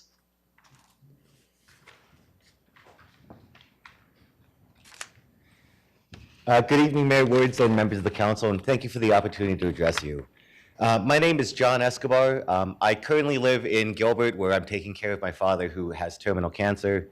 But Tempe, Arizona is my home. I've lived here for 20 wonderful years, and it's had some of the best experiences of my life. Among those experiences has been serving the Tempe City Council as a member of the Neighborhood Advisory Commission. And anyone who's engaged in public service and invested that time and effort, as you all are tonight, knows how much that stands as a testament to how much we care about our community. Public spaces, and especially our parks, bring people together and exemplify some of our most beloved institutions and what really is the soul of our city. And that's why I'm concerned about the ordinance that's under consideration tonight. While it's being framed as a simple clarification of park use rules, what it really does is capture a broad new swath of constitutionally protected expression and conduct and submits it to what we would say is arbitrary government regulation. It creates a broad and vague framework that gives the city enormous discretion and does not offer the residents clear and consistent standards to rely on when planning events. The ordinance doesn't spell out what constitutes an event that requires a permit. It doesn't define when or why a permit can be denied. And it does not offer meaningful recourse if groups, especially grassroots and mutual aid groups, like you've heard from tonight, are turned away. That kind of ambiguity isn't just frustrating, it's also dangerous. It opens the door to selective enforcement and targets those with less institutional power and fewer resources to address it. That's not hypothetical, that's happening, and that's happening right now. We've seen peaceful food sharing efforts face citations and intimidations from city officials. And these aren't large or disruptive events. They're neighbors offering help, connection, and care to other neighbors. When we write rules that are this broad and this unclear, we effectively criminalize kindness, or at the very least make it so burdensome that it's driven underground, which benefits no one. And that's not how this council builds trust. It's not how you build community. And it's not how you create policy that reflects the values that Tempe residents as a whole hold dear. I urge you to vote no on this ordinance. Moreover, in considering this ordinance, I urge you to adopt a transparent and participatory process that can take place. One that involves the people, the stakeholders who are actually impacted by these decisions, mutual aid groups, advocates for the unhoused, and everyday residents who use our parks not just for recreation, but for connection, for kindness. Thank you for your time. Thank you. The next speaker I have this evening is Sarah Covey. Or Covey, both were fine, okay. Please come forward, state your name and city of residence. You have 3 minutes. Hello, my name is Sarah Covey. Good evening, and thank you for hearing my concerns here today. So I'm a third-generation Arizonan and a current resident of Tempe, and I volunteered at mutual aid events for the past 4 years, and I've enjoyed the parks as a Tempe resident. I think access to public spaces is really important because that's where we learn community and kindness. It's where we learn that we can meet our neighbors, our friends, and our family. As a current organizer of mutual aid events, I've looked at the changes in the ordinance and they appear overbroad, extensive, and not exactly collaborative with the community. In a time where the economy is squeezing working class people at every turn, in grocery carts, at the doctor's office, with rent, it's obvious that people are more insecure than ever in their housing, and there are more people that are unhoused on the streets. At the mutual aid events in Tempe last week, 200 people were given dinner, if that gives any illustration of recent aid efforts and the scale.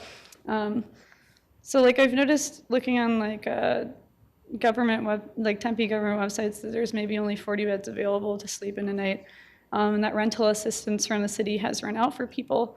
The shelters are full. Cooling centers are not going to be super available this season, with 3 churches splitting one when they were normally available at each one.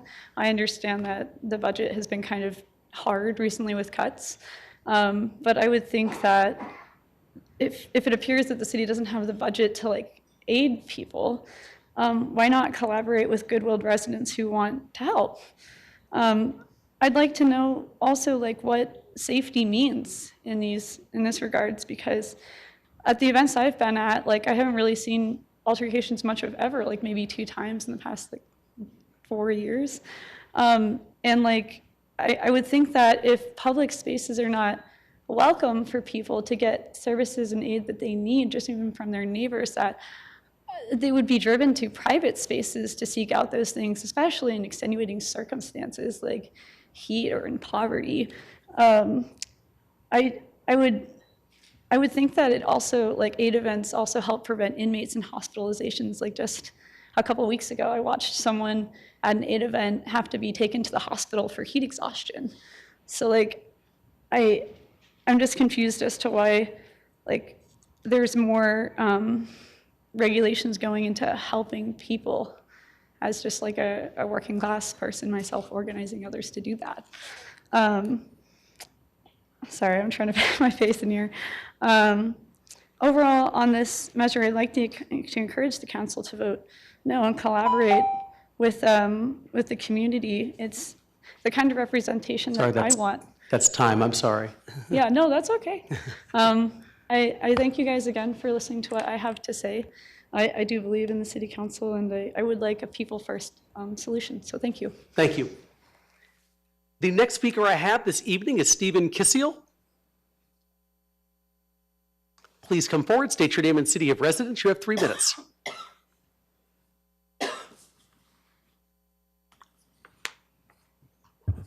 Yes, hi, thank you. Mayor Woods and the council members, it's a pleasure to be up here to speak in front of you. I'm Steve Kissel, and I live in Daly Park. I've been a resident for 38 years, and I am the current chairman of the Daly Park Neighborhood Association. And I'm here to advocate for our residents, the safety of our residents. We have witnessed fentanyl wrappers on the ground for fentanyl crack. We have witnessed arrests in our park due to the drug situation, and a lot of it's because the homeless, and God bless them, the homeless have converged upon Daly Park, which is a wonderful park, and just about every mayor has climbed the famous historic tree in the middle of the park. And we have a local church that loves to feed the homeless there in our park. That's great. We've been trying to partner with them, and we're saying it's okay. We feel that we want to feed the homeless too, but I work for iHelp as well. I don't work for them, but I've done work for iHelp as well. But do it somewhere else, not in our public park. The reason for it is that the residents have come to me and said, we do not feel safe anymore. We have found needles in the sand bed of the volleyball park. We have had women that have been approached by them. Not all of them, a lot of them are very safe and Gentile people, right? But they have been approached by these homeless, and some of them have been rushed out of the park. We've had zombie-like people in our front yards. I was in the alley 2 weeks ago and had to call the police for a homeless that was sleeping in the park. That's fine, but when we went to go clean up, there was about a 9-inch knife there. I understand they have to protect themselves too. My wife doesn't feel safe going to the park. The neighbors don't feel safe walking their dogs anymore. The women don't feel safe jogging in the park. I have heard time and time and time again, and we have proof, and I want to stop right here and say I want to thank you as a city because you've listened to us. You have listened to our concerns. You have been to the park. So many people back there have been with us in our meetings. They are concerned as well, and you're trying to do everything you can to be compassionate for these homeless. We're just saying, don't feed them in the park. Feed them, combine with TCAA or someone in the Tempe that can feed the homeless, but combine with them. Do it somewhere else away from the residents because we're finding problems in our park. And the residents have come to me seriously and say, with tears, have said, we don't feel safe anymore. We need to do something about this. Thank you. Thank you. Appreciate Thank you for listening. Appreciate it. Okay, the next speaker I have this evening is Catherine Kuvelis-Edick. Please come forward, state your name and city of residence. You have 3 minutes. My name is Catherine Kuvelis-Edick, and I am a Gilbert resident. 9 years ago, I founded the Eris Foundation, and I think 5 of the 7 council members have actually been to a Tuesday night and experienced what it means to the community. Over the last 9 years, we've served thousands of homeless individuals and food insecure individuals. We're seeing more and more people coming, the elderly, women, children, families living on the streets. It's a terrible time. And today I stand in front of you just incredibly sad, just really sad. On my way here tonight, I was thinking about the past, and I was remembering a time where we were all playing in the same sandbox. Mayor Woods, Vice Mayor, your title changed from the last time I saw you, Garland, City Manager, and Chalsty, we used to get together monthly in Ron Tapscott's living room and talk about how to help the homeless. 3 years ago, City Manager and Chalsty, you and I went on field trips. Where can we take care of the homeless? Where can we help the homeless? Let's do it where it's not in a community where people are scared. We don't want them to be scared, but we want to take care of this population. 3 years ago, Vice Mayor Garland used to make peanut butter and jelly sandwiches and bring them out with Tempe Women's Club monthly, every month. They still come out every month, which is wonderful. 3 years ago, Mayor Woods, you came out on a Tuesday night and met the mayor. He no longer comes out. Sadly, he has cancer. You were involved. And I didn't want to get emotional, but it is an emotional topic. What happened to us? We don't talk anymore. None of the community members feel like they're being heard. What's happened in 3 years? We've had citations, arrests, we've had additional police presence, we've had new ordinances, we've had lawsuits.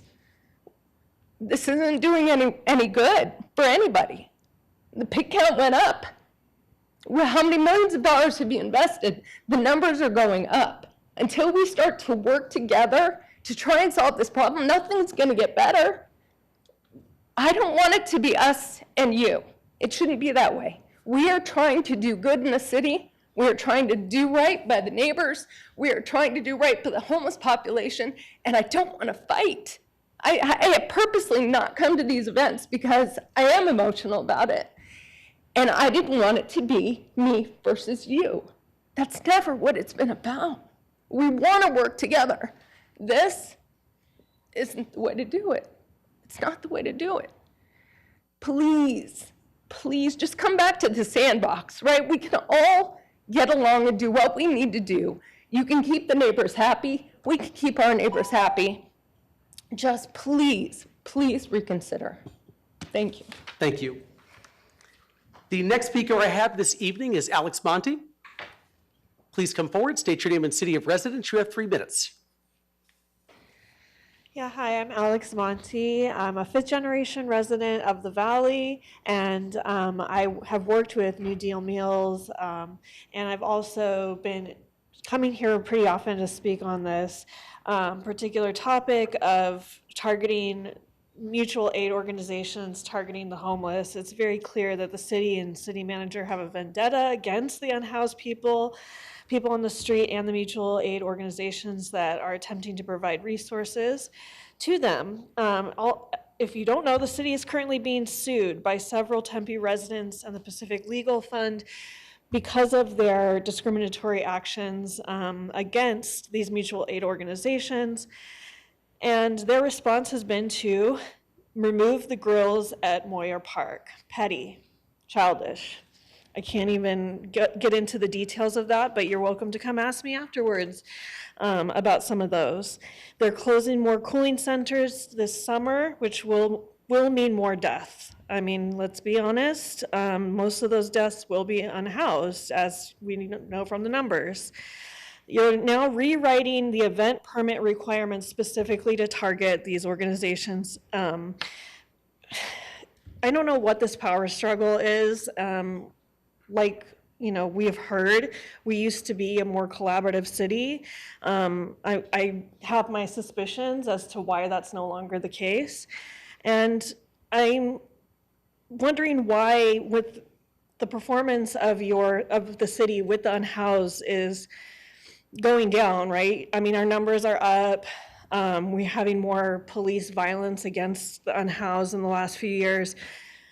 Why you're amping up your regulations against people, and it seems like you don't even care about the fallout. It seems like now you're going to be punishing not just your targets, but any events in the parks over 30 people. That's the only part of this revised regulation that holds any weight, really, because everything else is so subjective and broad. So think about events you've been at the park with more than 30 people. Family reunions, my family reunion would have way more than 30 people. Yoga in the park, family picnics, nonprofit gatherings, free speech events. I wanted to hold a rally. I was told I had to get a permit. That's $500. In case you don't realize, $500 to get this permit. Clothing drives, toy drives, food drives, student organizations, labor unions, family recovery events. I can go on and on about all of the different Tempeans that will be affected by this gross revision, but the city manager basically is our CEO. I know that my raise is based on performance. I work in the public benefit sector, performance indicators. That's all. Thank you. The next speaker I have is Jack Maverick. Please come forward, state your name and city of residence. You have 3 minutes.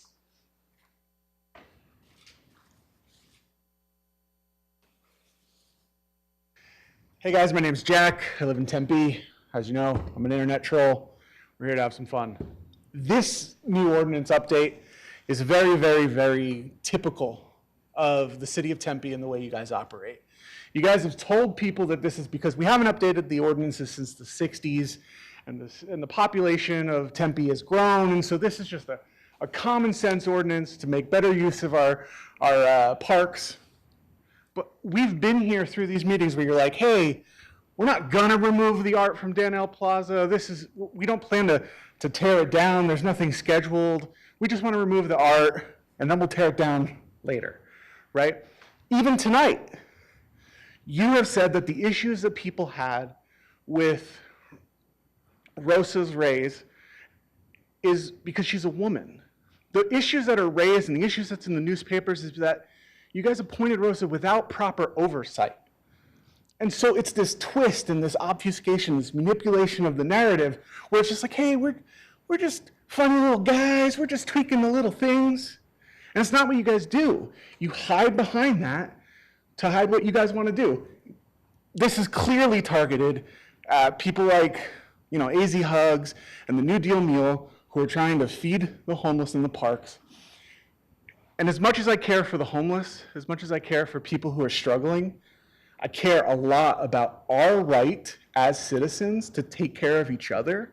And you guys should not insert yourself between my ability to give somebody else a slice of pizza. When I grew up as a kid, I would play on the playground. There was this kid, Kyle. And I hated Kyle because we would play whatever pretend game we were playing. And I'd be like, I got you with my laser gun. And Kyle would then go, nah, I have anti-laser shields. And playing with Kyle sucked. And living in Tempe with the way that you guys run these ordinances is the same thing. Well, we tried arresting them and we tried bringing them to court. That didn't work. So let's just tweak it.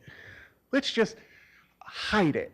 Let's just hide what we're trying to do behind, it's just common sense updates. It drives me crazy. Just be honest with us. Just sit here and say, yeah, we get a lot of people who call us who don't like the homeless in the parks, and we're going to crack down on it. Sucks to be you. But you don't do that. You come out here and you glad hand and you shake our hands and you make sincere faces and you sit there and then you do crap like this. Just be honest with your intentions and what your goals are. Have a nice night. Thank you. The next speaker I have this evening is Tom Brown. Please come forward, state your name and city of residence. You have 3 minutes. Good evening, Council. My name's Tom Brown. I've only been in Tempe 48 years. Phil, I'll never catch up to Phil. I have some fairly calm, orderly things to say, but I must say that when people speak with emotion, I do appreciate the sincerity, and it makes my comments seem almost trivial, but I'll touch on a few items. So much of this ordinance is well written. It has a lot of methodical information about how to, organize a bike ride, or if I came around and reminding people to use the trash cans, that sort of thing. The subject which we're talking about is a little bit different. And this isn't the time to microslice the individual paragraphs.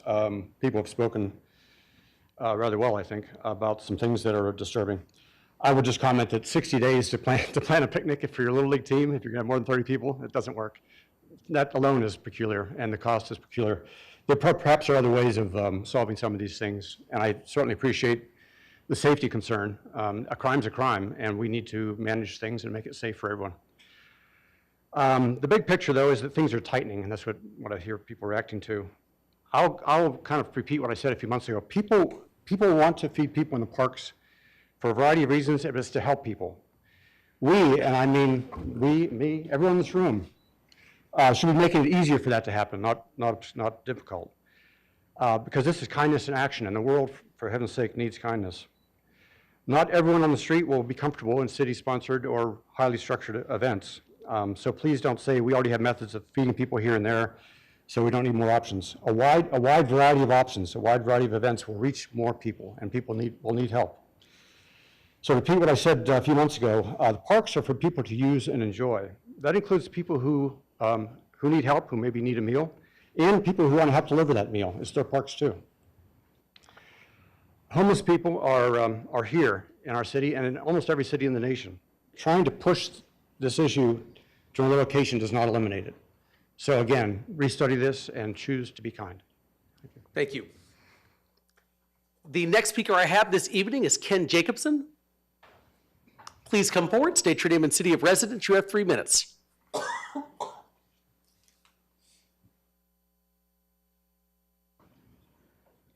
Hi, my name is Ken Jacobson. I've been in Tempe for 25 years. I graduated from ASU in 1982. A year ago, when I first dealt with you people, I talked to dozens of people in my neighborhood, and they all told me that you are fakes. You're frauds, you're hypocrites. I didn't want to believe them. I learned by hard experience how right they were. Since I've been helping the homeless, I've also learned by experience that you people are just as callous, as heartless, and as mean-spirited as everyone has been telling me that you are. I've also learned the public feedback we are giving you is you people really a joke. You have already decided how you will vote long before your meetings. In public, you pretend to be interested, but you are laughing behind our backs. We've seen that. We know how you are. That's the kind of people you are. Thanks to the conservative Supreme Court, cities can now choose to make laws against homelessness. Most of them haven't, but you and a couple of other fellow Arizona cities have instituted the most severe anti-homeless laws in the USA, just one step below a felony. What you are doing may be constitutional, but that's not what matters. What you are doing is immoral. And now you have the new regulation which you're pretending serves some vague public good, which everyone, including yourself, knows has no purpose but to starve the hungry out of town. That's the kind of people you are. You have already used your power to stop churches from feeding the hungry. Now you're going to use your power to stop them from giving water to the thirsty. But even that's not enough for you. You're doing everything in your power to stop us from feeding the hungry in a city park. Maybe it's the last place left. You are so full of petty meanness that just last week, you even pulled the barbecues out. That's the kind of people you are. Rosa Parks had to sit in the back of a city bus due to city regulations that have been in effect for generations, but she refused.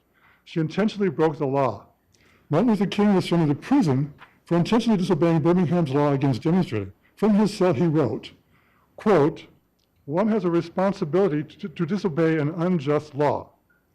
Just like Rosa Parks, just like Martin Luther King, we are not going to obey your proposed mean-spirited, inhuman, unjust law. Unlike Martin Luther King, we aren't demonstrating against your unjust behavior. We are just trying to help people who are in need. That's all we're doing. You can keep sending us your police to intimidate us, to cite us, to fine us, to throw us in prison. You can keep on doing everything you want to stop us, but we, the people, the little people, will not stop doing what's right, because that's the kind of people we are. Thank you. Thank you. The next speaker I have this evening is Ann Till. Please come forward, state your name and city of residence. You have 3 minutes.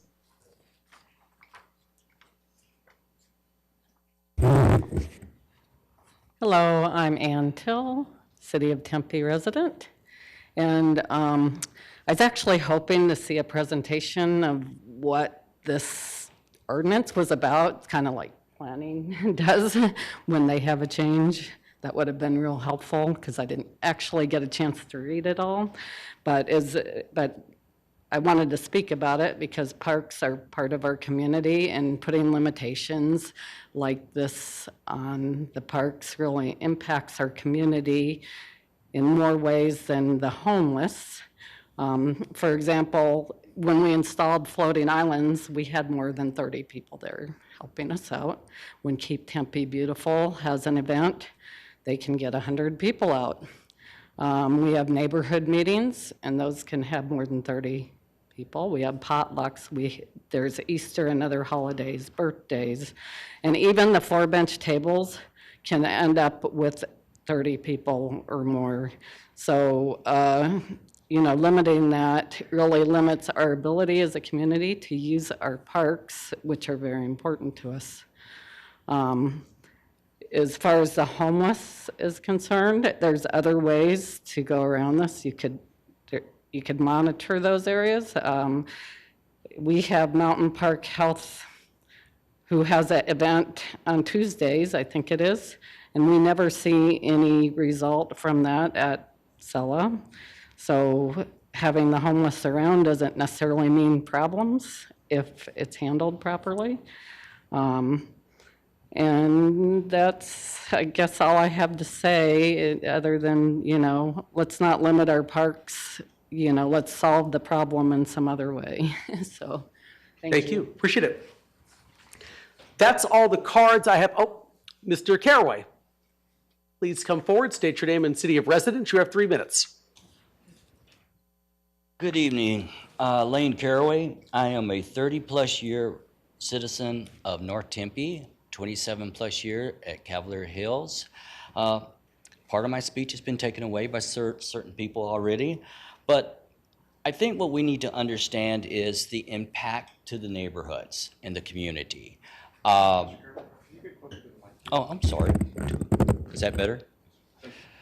When Austin Davis and Arizona Hugs started feeding in Papago, not only was Papago Park, the Women's Park, it was trickled up into Evelyn Holman Park, they were destroyed.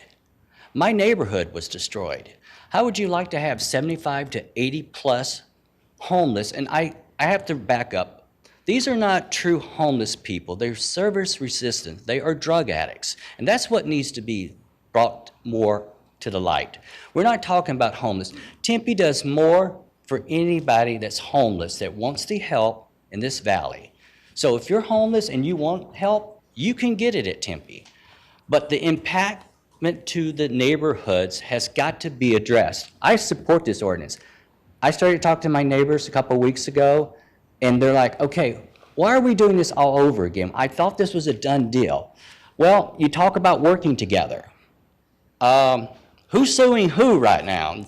I believe Ron Tabscott, couple other people are suing, class action lawsuits. That's not working together. That's just not playing fair in the sandbox, as some people said. But we need to start addressing the impact to our communities, to our businesses.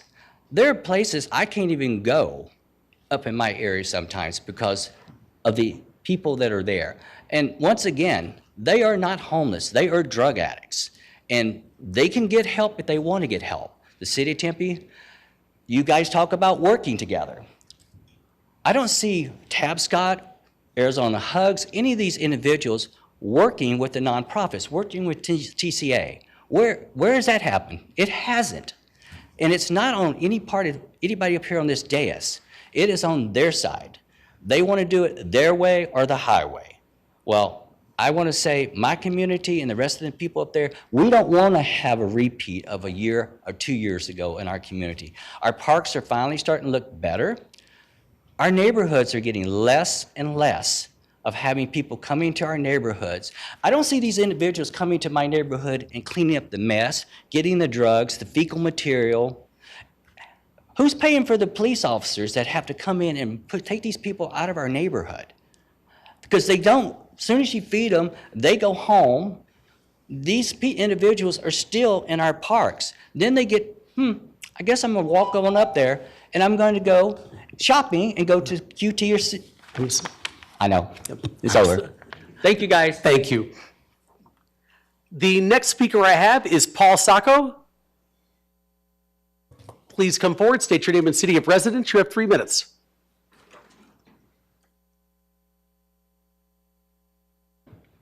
Thank you. My name is Paul Sacco, Mayor, Councilman. I'm an Arizona native. I have my law office in Tempe. I've been here since 1990, went to ASU. I've been working with the homeless since as soon as I got out of law school, 1988, working for the Maricopa Mental Health Homeless Children's Mentoring Program. That's a mouthful. I live at 3rd Street in Roosevelt. And I see this amendment to the ordinance as basically an attack on those that are trying to feed the homeless people at the Hill. And what I would really like to do is invite you to come down and see what's going on there. Before you criminalize that behavior, because that's what this ordinance will eventually do, we all know that, come check this out. There's nothing nefarious going on here. This is people trying to feed other people. Look, these people aren't all unhoused, but most of them are. But they all are hungry, they all are thirsty, they all are tired, and they all are desperate. And because of where I live, they're my neighbors. I mean, they're all over the place there. I don't want them any more desperate. I want to help them. I've always wanted to help them. I don't really have a choice in this matter because from a power much greater, I've got to do this. I've got to help take care of these people. Before you go any further with this type of amendment that will basically criminalize giving food to more than 30 people in a park, please come out and take a look at the picnic. Take a look at the location. It's in the middle of the desert. Nobody is there. There aren't any homes. There aren't any businesses. These are some really good people trying to help the homeless. And the big issue here is trust. Look, I go out there and these people don't really particularly like me. My hair's too short and I don't look like somebody they're going to trust. It's just, that's the way it is. But they trust people like Dave, and that trust, that is the glue that is going to bring them into services. It is the, I don't know, I wrote it all down, but I've gone way past that.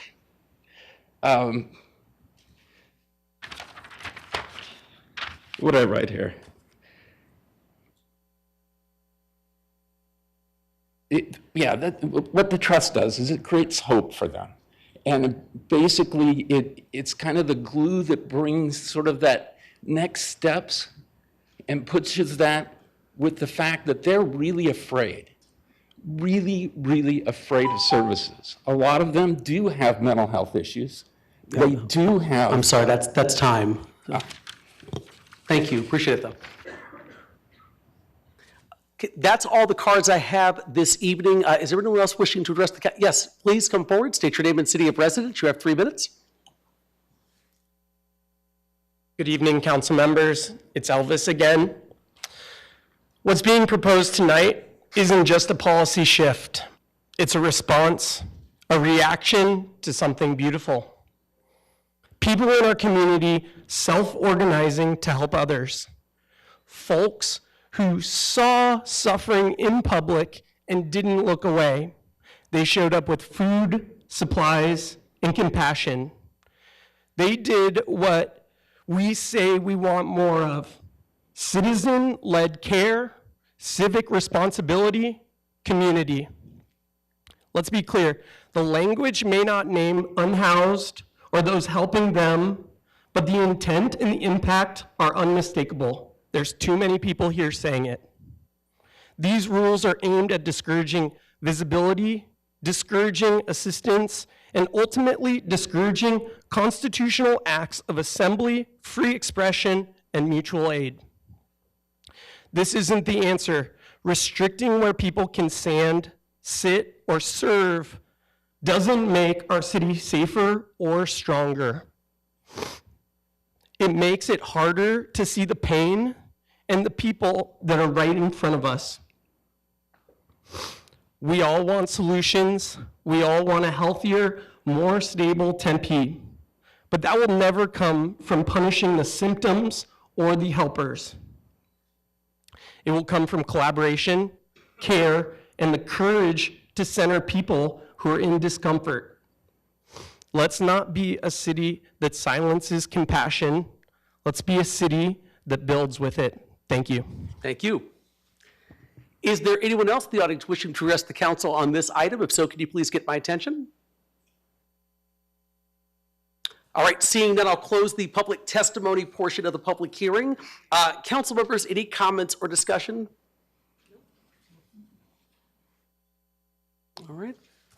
All right, hearing none, then the second and final public hearing on this item is scheduled for July 1st, 2025. Which brings me to the next item under the section, which is 8B5, which is to introduce and hold the first public hearing to adopt an ordinance approving a development agreement for developer-owned real property located at 108 East 7th Street and authorizing the mayor to execute a development agreement, one or more deeds, leases, and related documents with Core Tempe 6th LLC to effect such transaction. I know I talked to April earlier, and she doesn't have anything specific unless council has any questions for her on this. No. Okay. This is also a public hearing, so I'll open up the public testimony portion. Does anyone in the audience wish to address the council on item 8B5? If so, please get my attention. All right, seeing none, I'll close the public testimony portion of the public meeting, of the public hearing. Council members, any comments, or would you like to hear from Ms. Sender? Nope. All right, just want to note then, the second and final public hearing on this item is scheduled for July 1st, 2025. The next item under the section is 8B6, which is to introduce and hold the first public hearing to adopt an ordinance authorizing the partial abandonment of the public utility easements located on the west side of Rural Road and the north side of Warner Road. This is also a public hearing item. Is there anyone in the audience wishing to address the council on this item? If so, please get my attention now. All right, seeing none, I'll close the public testimony portion of the public hearing. Council members, any comments or discussion? All right, hearing none, the second and final public hearing on this item is scheduled for July 1st, 2025.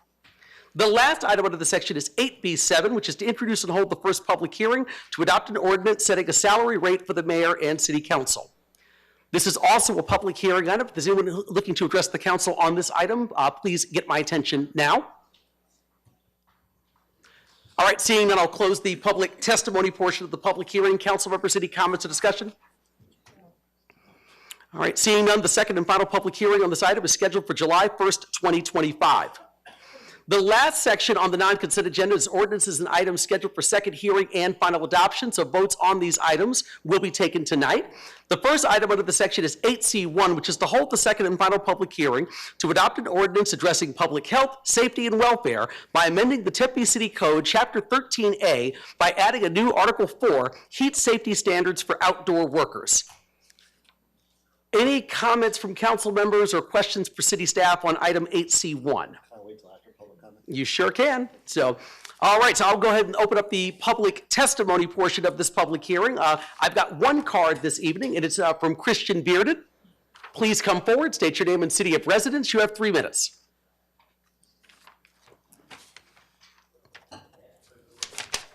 Mayor Woods, Council, my name is Christian Bearden. I represent Ironworkers Local 75, and I reside in Phoenix. Our members have worked on plenty of job sites in the valley in which workers are asked to complete projects in 110 plus degree heat with no access to cool, clean water, shade, or a place to rest. The lack of water on job sites has become so prevalent that we actually give water away to other workers from other companies to ensure their safety. We've already seen the positive effects this type of ordinance can have in Phoenix, Tucson, and Pima County. Since the ordinance passed in those areas, we have seen workers on job sites have access not only to water, but Gatorade to keep up their electrolytes. In addition to water year-round, the educational aspect and how to prevent and identify heat illness is included in this ordinance, and that is going to help prevent injuries and save lives. Guaranteeing workers access to water, shade, and a place to rest may seem like a simple fix, but please know that this ordinance is going to improve the quality of life for many of our Tempe brothers and sisters that are working out in the heat, especially during these summer months. So thank you, Mayor and Council and staff, for all the work that you have all done on this ordinance. Because of your leadership on this issue, the state has actually put together a heat safety task force, and our business manager is a member of that task force. He's going to take this ordinance and he will continue to build on it. Thank you. Thank you. Appreciate it. Is there anyone else in the audience wishing to address the council on item 8C1? If so, please get my attention now. All right, seeing that, I'll close the public testimony portion of the public hearing. Councilmember Keating? Thank you very much, Mayor. Yeah, I just wanted, just a few comments. I'll be brief because it is late and I know we're all kind of tired. So, thank you first to Mr. Bearden, who originally brought this to me a little bit over a year ago as something that we were interested in doing in Tempe. Other cities in the valley and the state have enacted ordinance, but I'm particularly proud of Tempe's because it's the most robust ordinance currently in the state. And as Mr. Bearden mentioned, the governor has created a task force to look at heat safety throughout the state.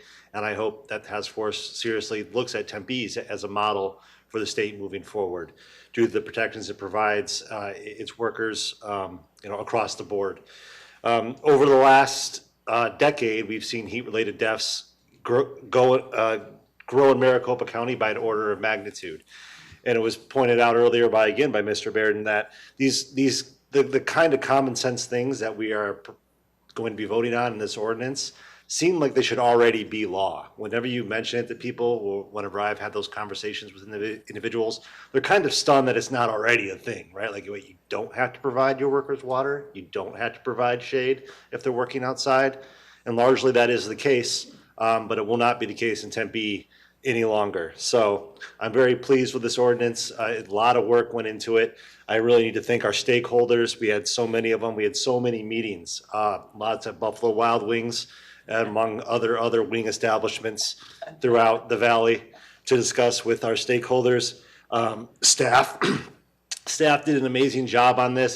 This is something that touches basically every department in the city. So there was a lot of communication with staff. I know Keaton had to have 2 meetings where he was in front of the directors answering questions, which I'm sure was stressful on him. But he did a fantastic job from beginning to end of this ordinance. In fact, I don't think this ordinance would have gone so smoothly or be ready at the time it is without Keaton Hill's dedication to it. So thank you, Keaton, for all the work you did on this. You did a lot of heavy lifting, and this council really appreciates your efforts. I'm very proud that a letter came into the council where 8 of our 9 representatives at the Capitol have signed on in support of this ordinance, as has Attorney General Chris Mays. So, Mayor, with that, I move we approve item 8C1. Okay, it's been moved by Councilmember Keating. Actually, I'm sorry. I'm sorry. Go ahead. I forgot to thank my colleagues, Councilmember Amberg and Councilmember Hodge. She wants a second, it's all good. That's fine, but they sat on this committee with me, and they helped strengthen the ordinance from its original conception to make it the most robust one in the state. So thank you very much, my colleagues on this. Couldn't have done it without you. Move to approve. Okay, it's been moved by Councilmember Keating and seconded by Councilmember Hodge.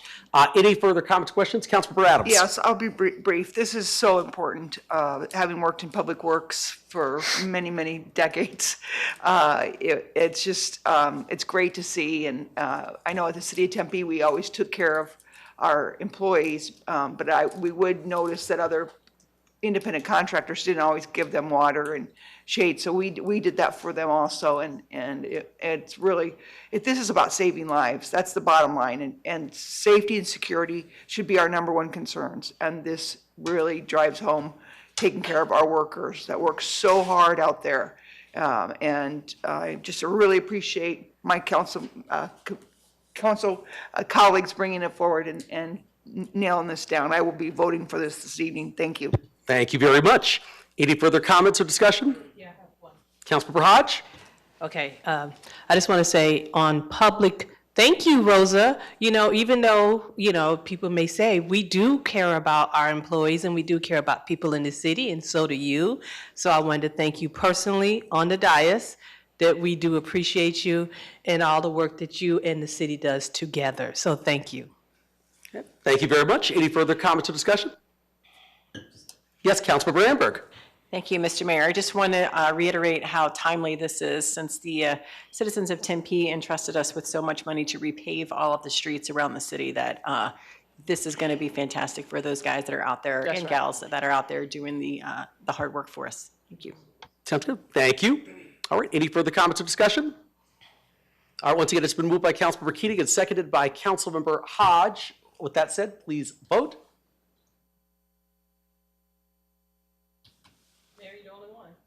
Yeah, it won't go back. Yeah, I'm abstaining. Yeah. Nope, I'm not abstaining. I'm voting yes. That item passes 7-0. All right, then. The next item under the section is 8C2, which is to hold the second and final public hearing to adopt an ordinance approving the conveyance of certain city-owned properties located at 904 West Tulane Drive, 2543 East Manhattan Drive, and 3706 South Dennis Drive to the Tempe Coalition for Affordable Housing Incorporated, an Arizona nonprofit corporation, and authorizing the mayor to execute an agreement to convey property, covenants, deeds, and all other related documents necessary to effect such conveyances and related transactions. Council, any comments or questions for staff? All right, hearing none, this is also a public hearing item, so I'm going to look to open the public testimony portion. Is everyone who, in the audience wishing to address the council on item 8C2? If so, get my attention now. All right, seeing none, I will close the public testimony portion of the public hearing. Council, any further comments or discussion? It's been moved by Councilmember Hodge and seconded by Councilmember Keating. Please vote. And that item passes 7-0. The last item under the section is 8C3, which is to hold the second and final public hearing to adopt an ordinance abandoning a portion of the alley on property located at 1328 East Apache Boulevard. This is also a public hearing item. I'm going to open up the public testimony portion. Is there anyone in the audience wishing to address the council on item 8C3? If so, please get my attention now. All right, seeing none, I will close the public testimony portion of the public hearing. Council members, any comments or discussion? It's been moved by Councilmember Hodge and seconded by Councilmember Keating. Please vote. And that item passes 7-0. That brings me to item number 9, current events, council announcements, and future agenda items. Also during this item, council members can request that an agenda item be added to a future council meeting during their allotted time, but in accordance with the Arizona open meeting law, there should be no discussion on the item other than to clarify the request. So I'm now going to call upon council members to offer their comments and or future agenda items, and I'm going to start this evening with Councilmember Chin. No announcements, Mayor. Thank you very much. Then I'll move next to Councilmember Hodge. Thank you.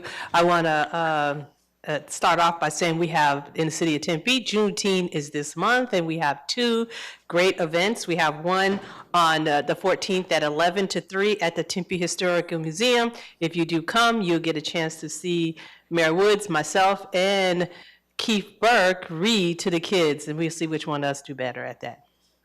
And the second one is the night. We have downtown Tempe, we have the block party, which is great. It's going to be from 7 to 11. And also you get a chance to see us, a lot of presentations. It's a great event, and just come out and enjoy and celebrate. And next we have Father's Day coming up, and I just want to wish everybody's father, and that's my father, a happy Father's Day. It'll be, because we won't have a council meeting between that. So every father, a happy Father's Day, and Daddy, I love you very much. And my last thing is I want to just say happy Pride for everybody, because it is Pride Month, but we know we got to slide on that. Councilmember Amberg, you're next. No, Vice Mayor, I don't have any announcements. Thank you. Vice Mayor Doreen Garland, you're next. So thank you. I just want to say one thing. I want to say belated happy birthday to Police Chief Ken McCoy, and today is your 2-year anniversary with the City of Tempe. We're so glad you're here.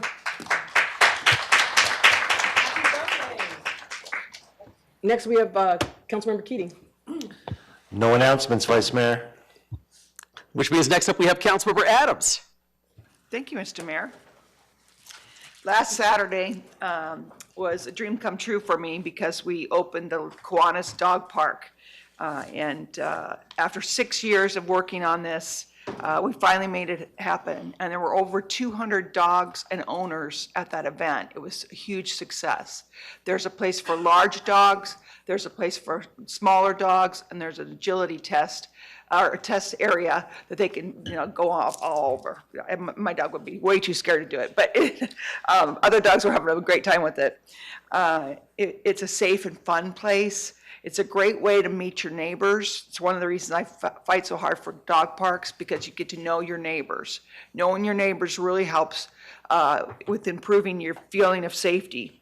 I want to thank staff, particularly Craig, for listening to me for the last 6 years.